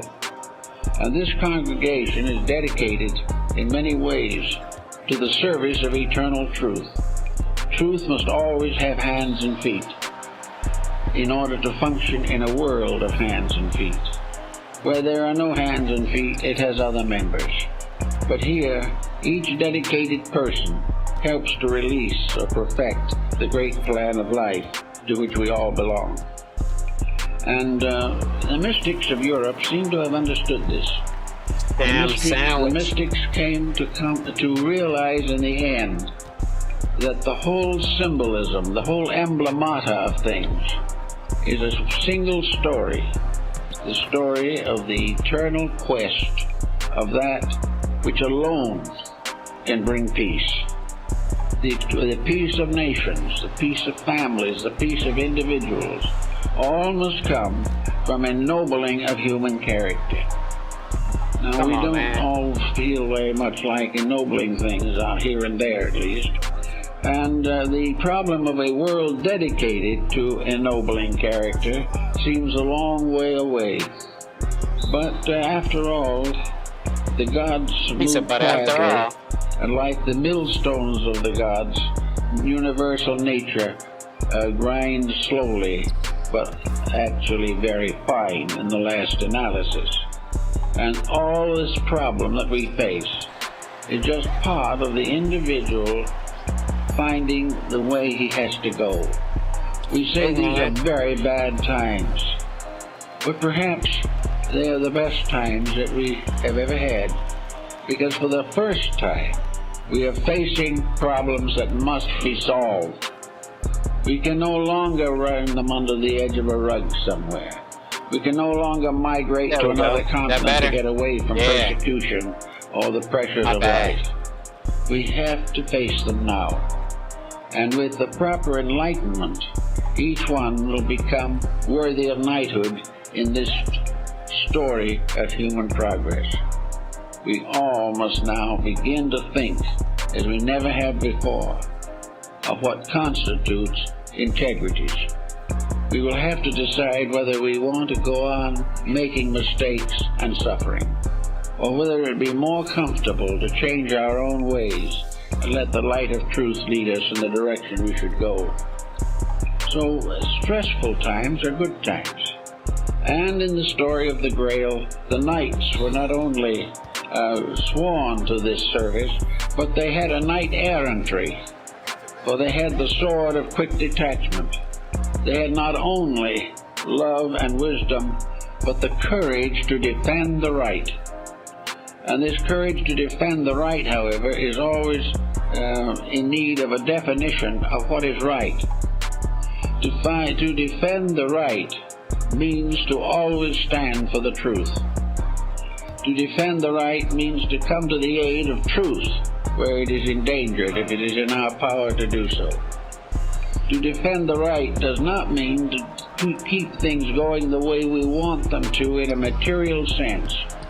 But to defend the right is to prove to ourselves and others that eternal principles rule forever, and that those who are the true honored Christian soldiers are the ones who will defend the integrities of life, regardless of the cost to themselves in material concerns. Christ gave one great commandment to his followers. A new commandment. It's a 2-point game. All right, I gotta stop playing around. Why everybody trying to beat me? Now this is a voice of heaven speaking. There will be no peace on earth until that divine emotion is firmly established in the hearts of human beings. No great miracle is going to bring it. The great miracle will come in each individual life when suddenly comes the realization of the meaning of it all. All study, all matters of personal improvement, all religious and philosophical Two-point research, game. all these things are to help us to get into a condition of consciousness in which it is possible There for we go. this mystery of enlightenment to occur. The mystics can't with let 'em their win, man. illuminations were brought into an emotional, spiritual contact with the integrities of life. They suddenly saw the air and the land beneath their feet, the waters, all these things as living testimonies of an eternal reality. Exactly. They heard the cry of the bird. They heard all of the signs and symbols. They watched the mother watch her young. They watched all the beauties of life and realized Come on, that man. these are the great symbols of the divine purpose, and that it is up to us to live in the light of truth if we wish this purpose to finally lead the world into peace, security, and honor. The honor must come first in ourselves. And though we may say it is difficult, About to we say. can say that many can fall upon the right hand and many Do upon it the quick. left. Oh, okay. But You if we fouled are him. just, we will stand. We will survive in the great pattern of things, because it is so ordained. And those who are faithful unto little things will be made masters over greater things. We must be faithful to the reformation of ourselves. And as this is accomplished, we will be given larger tasks and greater opportunities to be of value to our world and to the powers that created it. So at this Christmas time, the idea that the whole universe is just one church and that the voices of angels can rise only when human beings and universal beings everywhere Yeah. gave homage to the eternal altar of the human and divine souls. All this was part of something that was taught 2,000 years ago. But people didn't really listen too well then, Yeah. and they're not listening too well at the moment. But they're going to have to learn to listen. For the things we all dream of, the hopes we all have, the future we want for our children, the blessed values to people all over the world who are now suffering tyranny, martyrdom, and destruction. All these conditions can only be cured when the love of God and the love of man are strong in each of us, and that we are dedicated to this service of universal cooperation with each other and dedication to the will of heaven. With these commitments, we'll make it. And we're going to make it, no matter how long it takes. But if we really try a little harder, it won't take quite so long.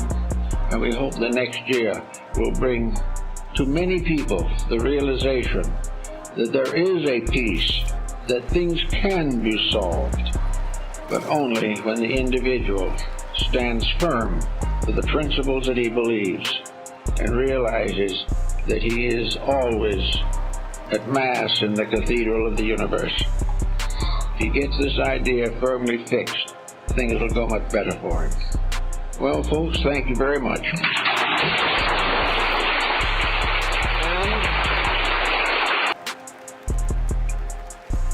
Alright, that was it. That was cool though. Yeah, Manly P. Hall going in every time, man. Never fails. I mean, at least for me. But yeah, let me see what else we got. Got Puffy drama and shit, but I ain't really, I don't know. Feeling the Puffy drama right now, maybe later tonight. But let's see. Let's check out this shit real quick. This shit got its own music, so I know you're probably tired of hearing this shit anyway, so hey, here we go. Let's see. Through forensic photo analysis, I've found a massive historical cover-up. I started by looking at photos from the late 1800s to the early 1900s. This specific photo caught my eye. Something was off, and that's when I zoomed in on it. The tree line has clearly been altered. It's much darker behind the trees, where the editor got lazy and didn't wipe out the sky. And this was just the beginning of it, because when I see one flaw, I know that it's time to investigate. A forensic photo analysis uses algorithms that we can determine All right, let through me see. forensic photo analysis. I've found a massive historical cover-up. I started by looking at photos from the late 1800s to the early 1900s. This specific photo caught my eye. Let's see what Something he's was talking off, about. and that's when I zoomed in on it. The tree line has clearly been altered.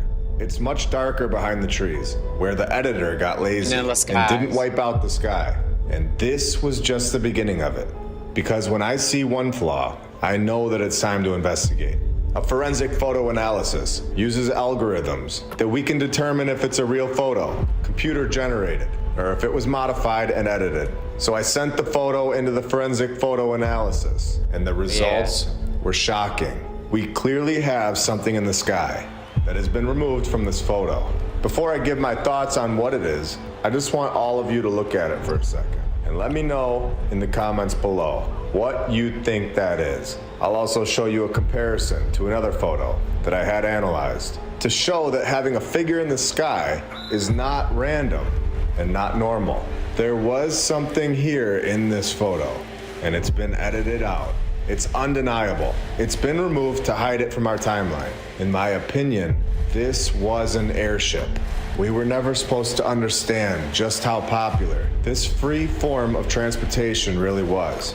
It was much more powerful than we could ever imagine. Welcome to episode 53 of my lunch break. I hope you're all having a great day. And if you're new, welcome. Here we have a castle. Oh, did I say castle? I meant courthouse. We have the Royal Courts of Justice, located in London, England, where for some weird reason, they just couldn't decide on a design for this project. There were so many designs coming in Looks with like a master cathedral. plans that they needed to hold a design competition, which was very common back in the 1800s because, of course, these 1800s people were just brilliant. It was very simple stuff back then. They just weren't distracted. They worked harder than us. And as long as they could draw it on a piece of paper with their feather, Donkeys Incorporated had the construction side of things down. That'd be Never fine. an issue in the 1800s. So the competition began in 1866, 158 years ago, and ended in 1867. After 12 architects drew up their master plans, something that nobody will ever create again today, they supposedly had 12 guys in just London that could draw this type of thing up. In 2023, or 2024, problem. we have a total of 0 people that could draw this up and get it constructed in the Just entire 0 people world, can do that. let alone just London. 158 years ago, according to the mainstream narrative, this was, of course, no problem at all. Very simple stuff.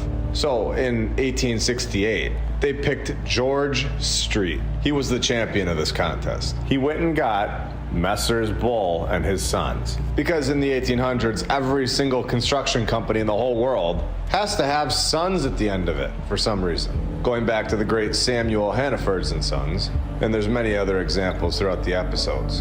In fact, throughout the first 52 episodes, I would love to know how many times we found a company with sons attached to the name. In my opinion, this is another clear pattern, proving that the AI is 60 generating points. these names all over the world. Now, just to put this all into perspective, if we are trusting the mainstream story, only 57 years prior to all of this happening, Abe Lincoln, a president of the United States, was being born in this masterpiece. The USA supposedly broke away from England and supposedly Yeah, right. beat them in the war.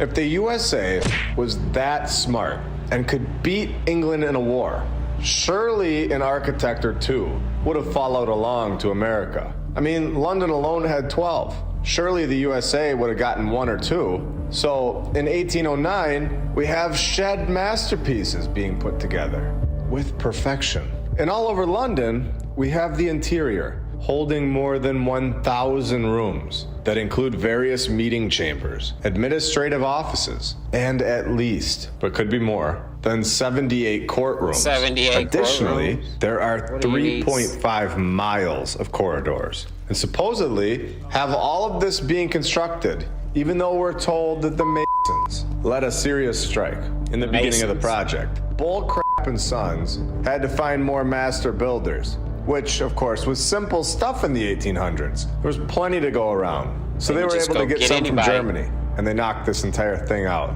with perfection. problem. And it will last forever. And even though there were some issues finding new people to construct this place, it wasn't a problem really. They got the whole thing done and settled in just 8 years. Are you on the fence? Should we go deeper? Not only was this done with perfection, the winner of the contest, George Street, as we have seen so many times before, dies before the project was completed. This is so repetitive, I where know, the winner right? of a design competition We've heard this doesn't before. live to see the end of the project, and they're able to just bring anybody else in to finish it. Doesn't matter who. Everybody could do this back in the 1800s with Anybody. ease. So then we have the Church of St. Mary, the Virgin Ivinghoe. And this will all tie together, but this was found around 800 years ago, in the year 1220, or 1222, which, I mean, come on. It was the booming 1200s. They worked by moonlight. 1220. Very busy people, very dedicated. Lots of skilled hunters and gatherers, without a power tool in sight. Actually, moonlight. 673 years away from a power tool, supposedly. And of course, the building will be there forever. They are addicted to lying, because it is thought that an even older church may have originally stood here. I'm just surprised they it's didn't the say same that the first one burned down in a fire. The Wait, church wait. was, of course, rebuilt for some reason in the year 1, 2, 3, 4, which was only 12 years 2, after 3, they 4? say they found it. And they say that some of the original features survived. Survived? Wait, why are they rebuilding it? What happened? Did I miss some? Oh, you gotta be joking. It's a fire. 4 years after they found it, it supposedly burned down in a fire. To believe these stories, it would take some effort at this point. And I'm just gonna be honest with you. In my opinion, that isn't even the craziest part of the story. Let's go even deeper. But before we do that, I just want to show you all the reoccurring AI-generated names really quick. We have Richard Blackhead and Richard Seward. So we have two Richards. And of course, Peter Desroches and Peter Chekapork. So we got two Peters and two Richards. We have more builders in London that like to build with their sons, John Warner and Sons, with, of course, another John down here at the bottom, John Downcombe, where he has two wives, marries both of them. And one's named Mary. We have John Downcombe, and of course, we can't forget about the other Downcombe, Thomas, and the other one, William. And for the best part of this name generator, They all got the same William names. married two people, Mary and Alice, spelled A-L-I-C-E. John Downcombe. Guess who he marries? Come on, Do I even man. need to say it? I think we all know at this point what her name will be. Another Alice, spelled A-L-Y-C-E. If you're new to this and on the fence, if the AI is generating these names, this is not the Come first on. time that this has happened. You're gonna wanna check out episode 43 and all the reoccurring names in that one. Are we having fun?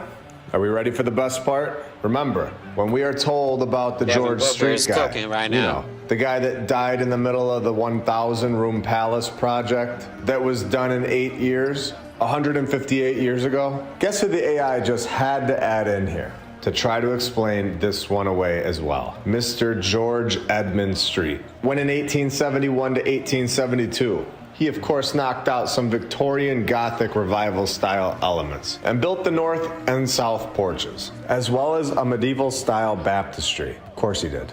None of that was original, and this is totally believable. There we go. Oh, wait, it isn't? No, this was here long before anyone named George Street came around, and he did not do George any Street. medieval style construction in a year, 153 years ago. This was constructed by the previous civilization that was much more advanced than we are today. And now that we know that George Street is a pawn in their generated system, it's time pawn to in their investigate generated even system. further. I have located George Street and all of his supposed projects. And remember, in the 1800s, he was doing projects that we cannot recreate today in just 1 year. George Street was supposedly born in 1824. It's too easy. How old do you think he was when he was 1824? completing his first building? 35 would be shocking. 30 is insane. We are told that George Street got to work and built the St. Mary's Church in 1848, making Street just 24 years old. And if you go onto this church's website, they say he was 22, where his sister, an embroiderer, heard of a Cornish clergyman and needed a new church built. Who better to ask than a 22 or 24-year-old clerk His sister, Mary, prevailed to give her inexperienced brother the commission for his brand new church. The rest, as they say, is his story. So obviously, this is ridiculous. And we need to keep digging because, wait, are they really going to keep doing this today? What was his sister's name again? And what Mary is the church's name? Both named Mary? Okay, I think at this point we can be sure that they won't do it again. Right? No. No way. George Street, his name is George. What is the guy's name that is building the building that hired George Street? They're not going to tell us that this guy's name is also George. If they say that his name is George, then I don't know what I'm going to do, but what is Reverend Prine's name? You know, the Cornish clergyman who intended to build the new Street Mary Church, where George's sister Mary went and asked George Prine. I knew it was the AI before. I don't get shocked at things very often. This one is just so in your face. It's incredible. The good old Cornish clergyman giving away work in Cornwall. Amazing. I think we can do a few episodes on this first George Street, and probably a few episodes on the second George and all the Marys. Let me know if you want me to dig more into their narrative. So George Street, the first George, the 22 or 24-year-old master builder. Remember, he was constructing this 1,000-room courthouse in London for 7 years because he was kicked out of the script a year before it got done in 1882. And remember, from our last episode, episode 52, this is the exact same time period where you have all this chaos going on around the world.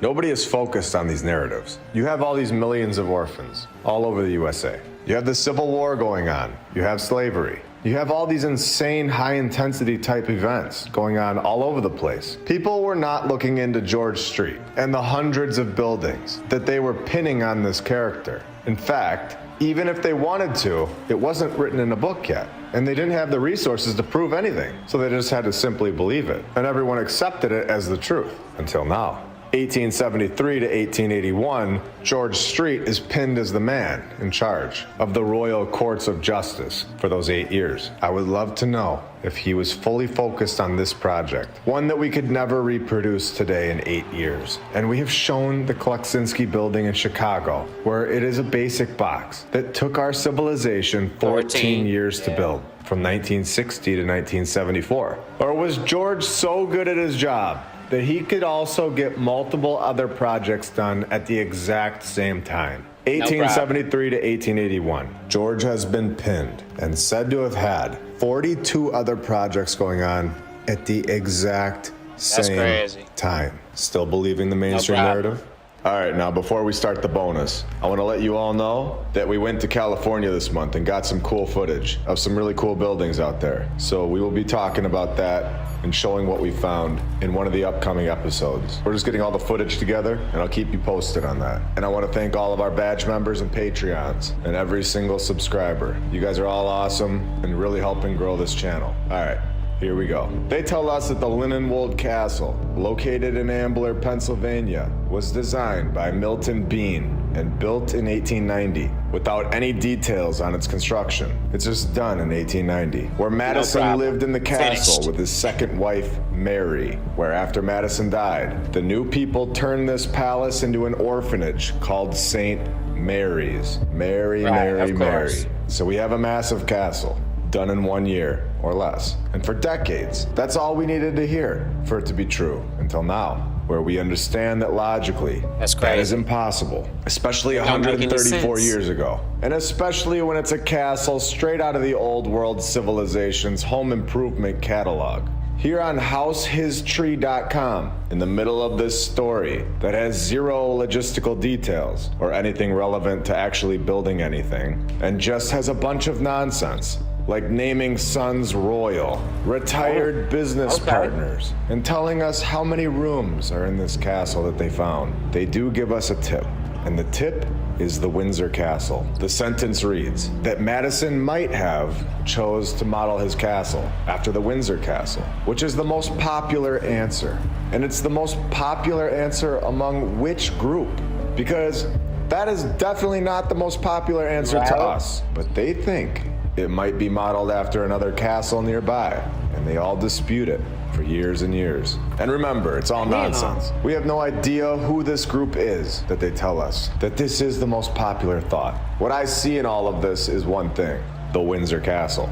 And I want to see what year they say this Windsor Castle was built in, because I bet you it is connected to this castle. And this castle in Pennsylvania might have actually been built hundreds of years ago, if not thousands. And they will give it all away with this Windsor Castle connection.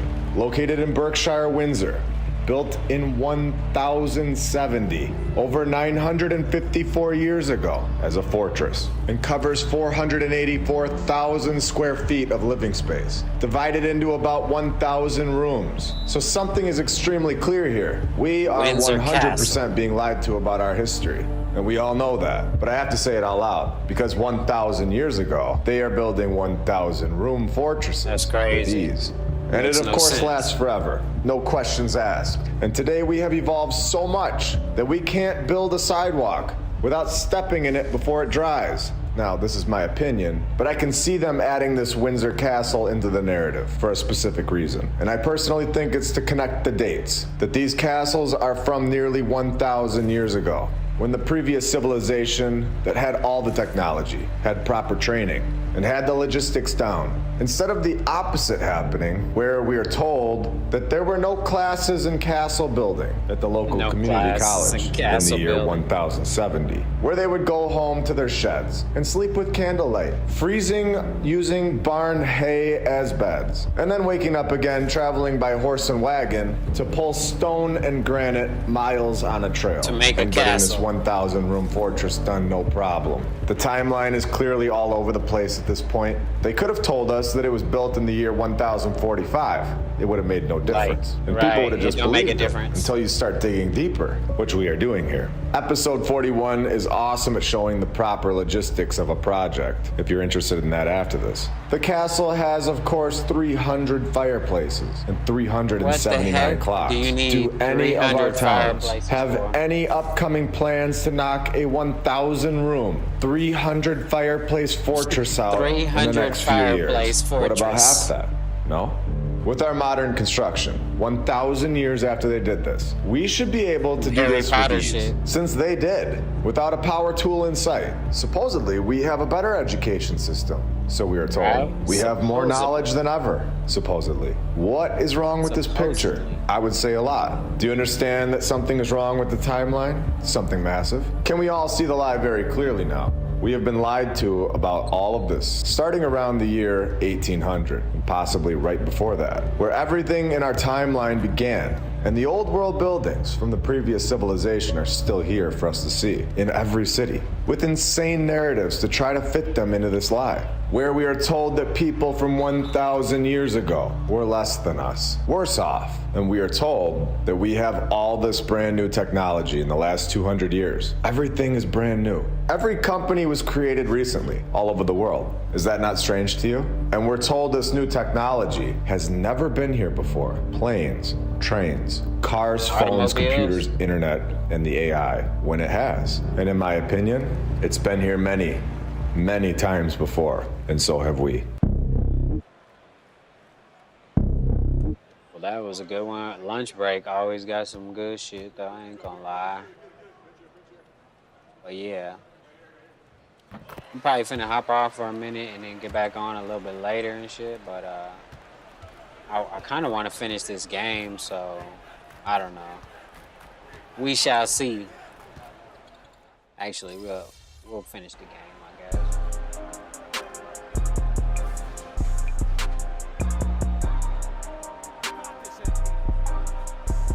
I'm trying to still test out the audio. I'm gonna listen to this back before I start up stream again, but yeah.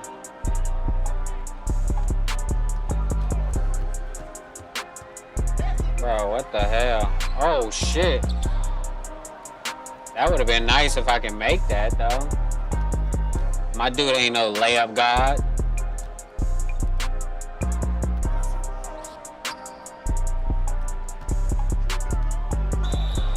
I'm about to say, can I at least get some contact to fouling? Trying to get some body contact to foul him at least.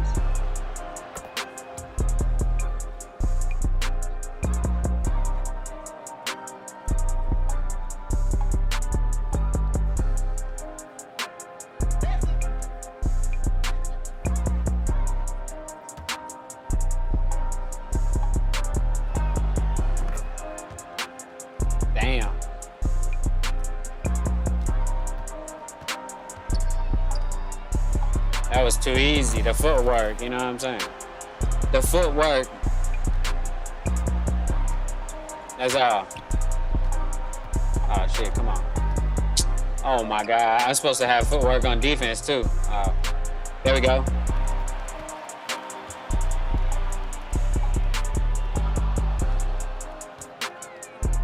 Where are you going, bro? Oh, come on, I missed that though.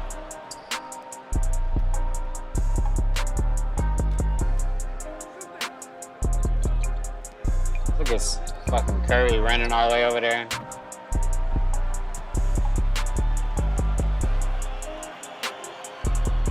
Come on, man. Draymond, get out the way. Running the lane. That's my bad, though. I should have took some more dribbles, I guess.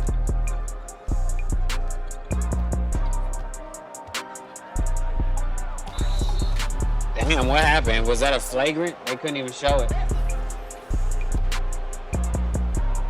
What? What just happened?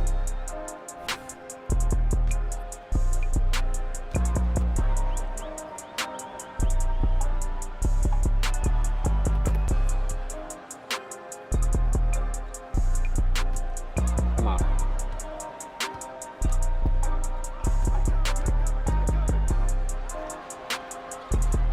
Bro, now I can't make no shots no more, but we up though. All right, fuck it. Just gotta take smart ones now. Cause Booker's still trying to go crazy. Look at him. That's crazy. Still going crazy.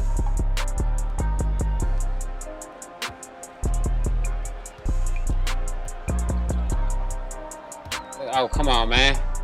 I got you next time, though. Look. How about that, though? We did it. Sheesh. Watch your head, big fella. Damn.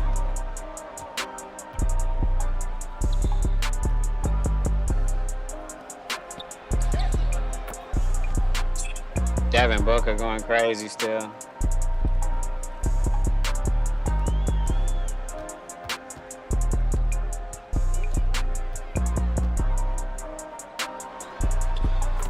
I'm about to say I gotta make that. That's mid-range.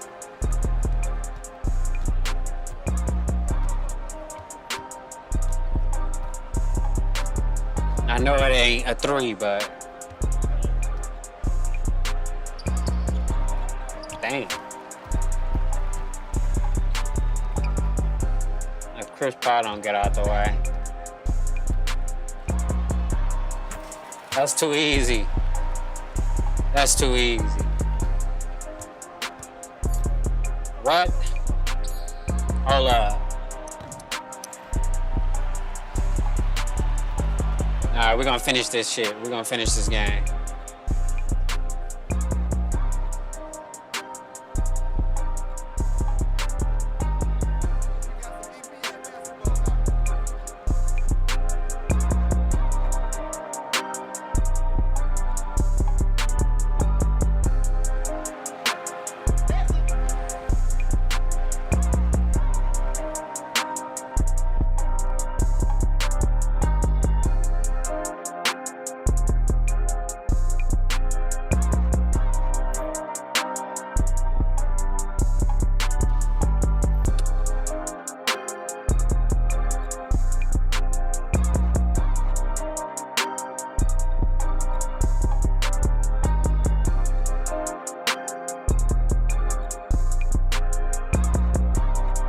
Yeah, I got more points than LeBron.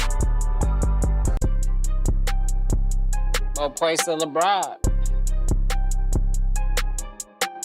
Hey, alright. I'm about to say, switch to the next screen.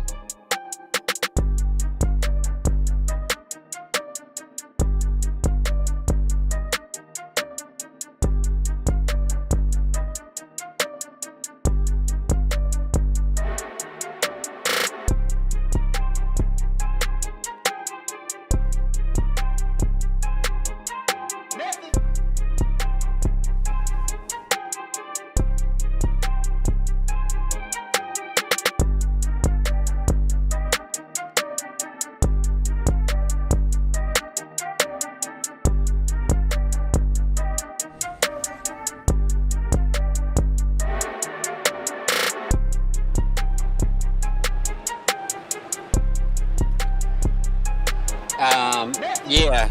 Hold up. I'm almost ready.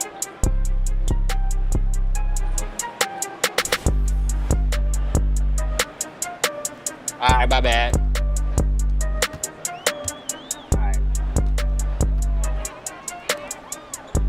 Yeah, but if I was ready, that would have been another easy 3. But I wasn't ready. Oh. That's on me. I'm about to say, if I miss, that's on me. Let me try to do some shit and it don't be working out. Hey. Hey. Oh. Why KD? Oh. Holy shit. Too easy.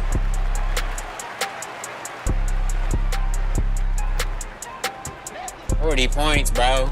I wonder how much Devin Booker got, because he cooking too. No cap for real.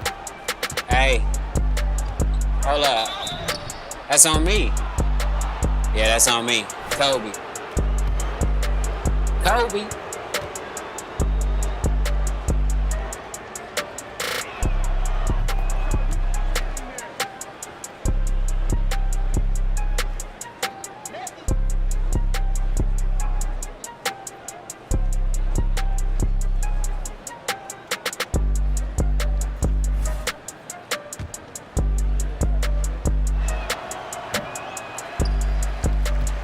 Pass the ball, big nigga.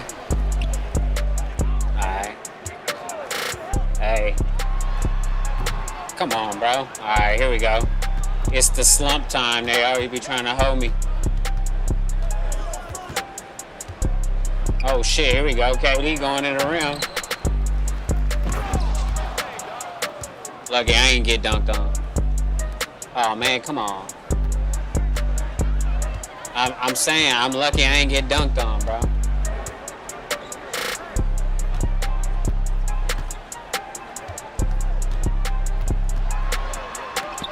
Hey, that was ugly as fuck, but he got it to go. That's crazy. What in the world?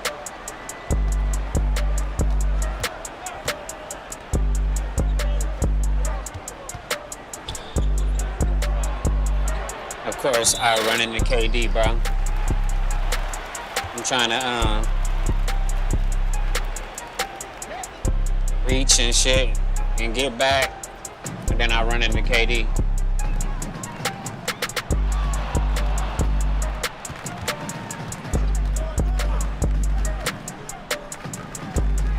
That's too easy.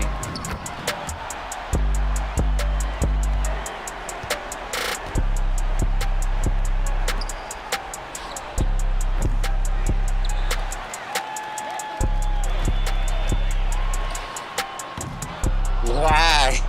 Dude can't make shit no more.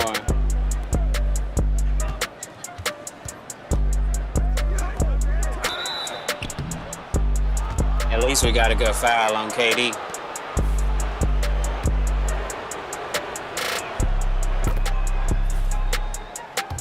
My dude haircut is lame as hell.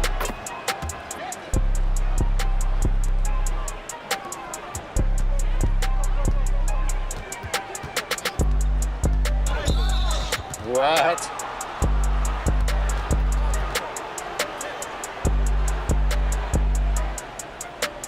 Right. That shit crazy. 2K out to get me right now, bro.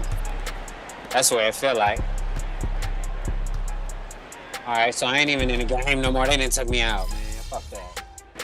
Send me back in.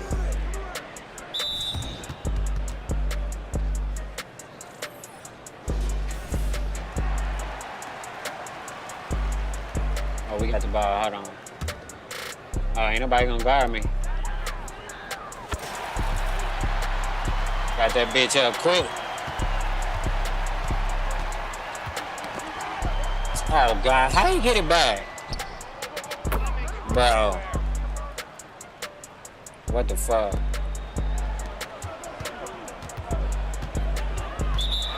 Well, my dude is on some other shit right now. They said, what am I doing? They said, what you doing, bro? What the fuck? What the fuck is you doing? Oh, there we go. Ooh, he called a timeout? Man, what the fuck is going on? Shit crazy.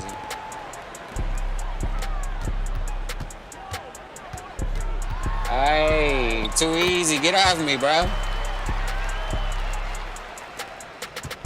Who's that, Devin Booker? Bro, you trash. Bro, you trash. Look at you. Ball out. That's fine. Go.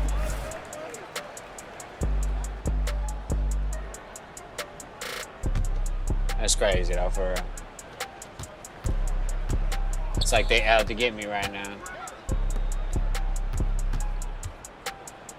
Wow. I'm about to say, he still shot it and made it, too. Whatever. Oh.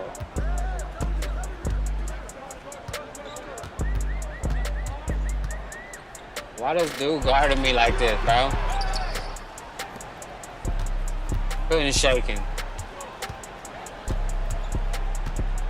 Motherfucking KD, man. Oh shit, I'm not even paying attention. Oh, he missed it anyway.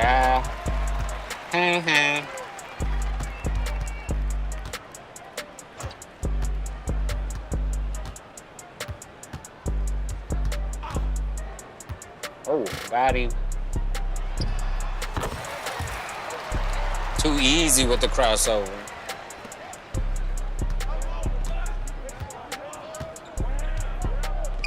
Oh shit, what kind of pass was that, bro? What the fuck was that? Why they let him foul me like that, bro? That's crazy.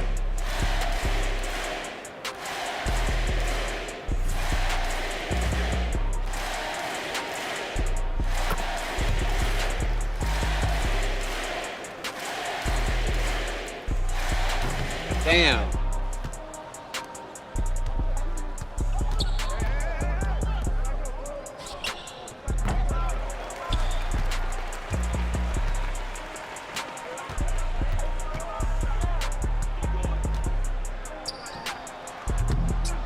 That dick is so small, man. I ain't need to do all that. Could've just shot it over the top. That's what happens when you just be doing too much.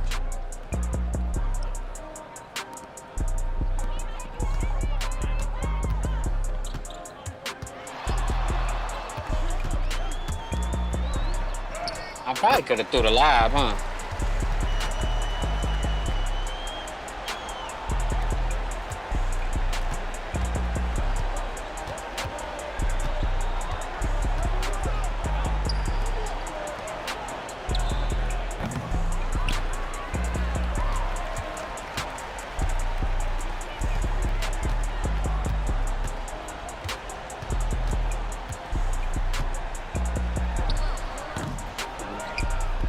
I can't get it. I'm tripping.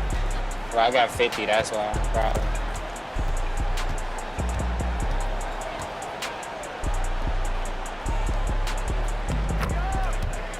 It's almost over. 14 seconds, man. I'm gonna holler at y'all later, though, I swear. Eventually. Oh, goddamn. I was gonna just pass it, but they doubling, so fuck them. Oh! Alright, I'll holler at y'all in a minute, though. Yeah. Peace.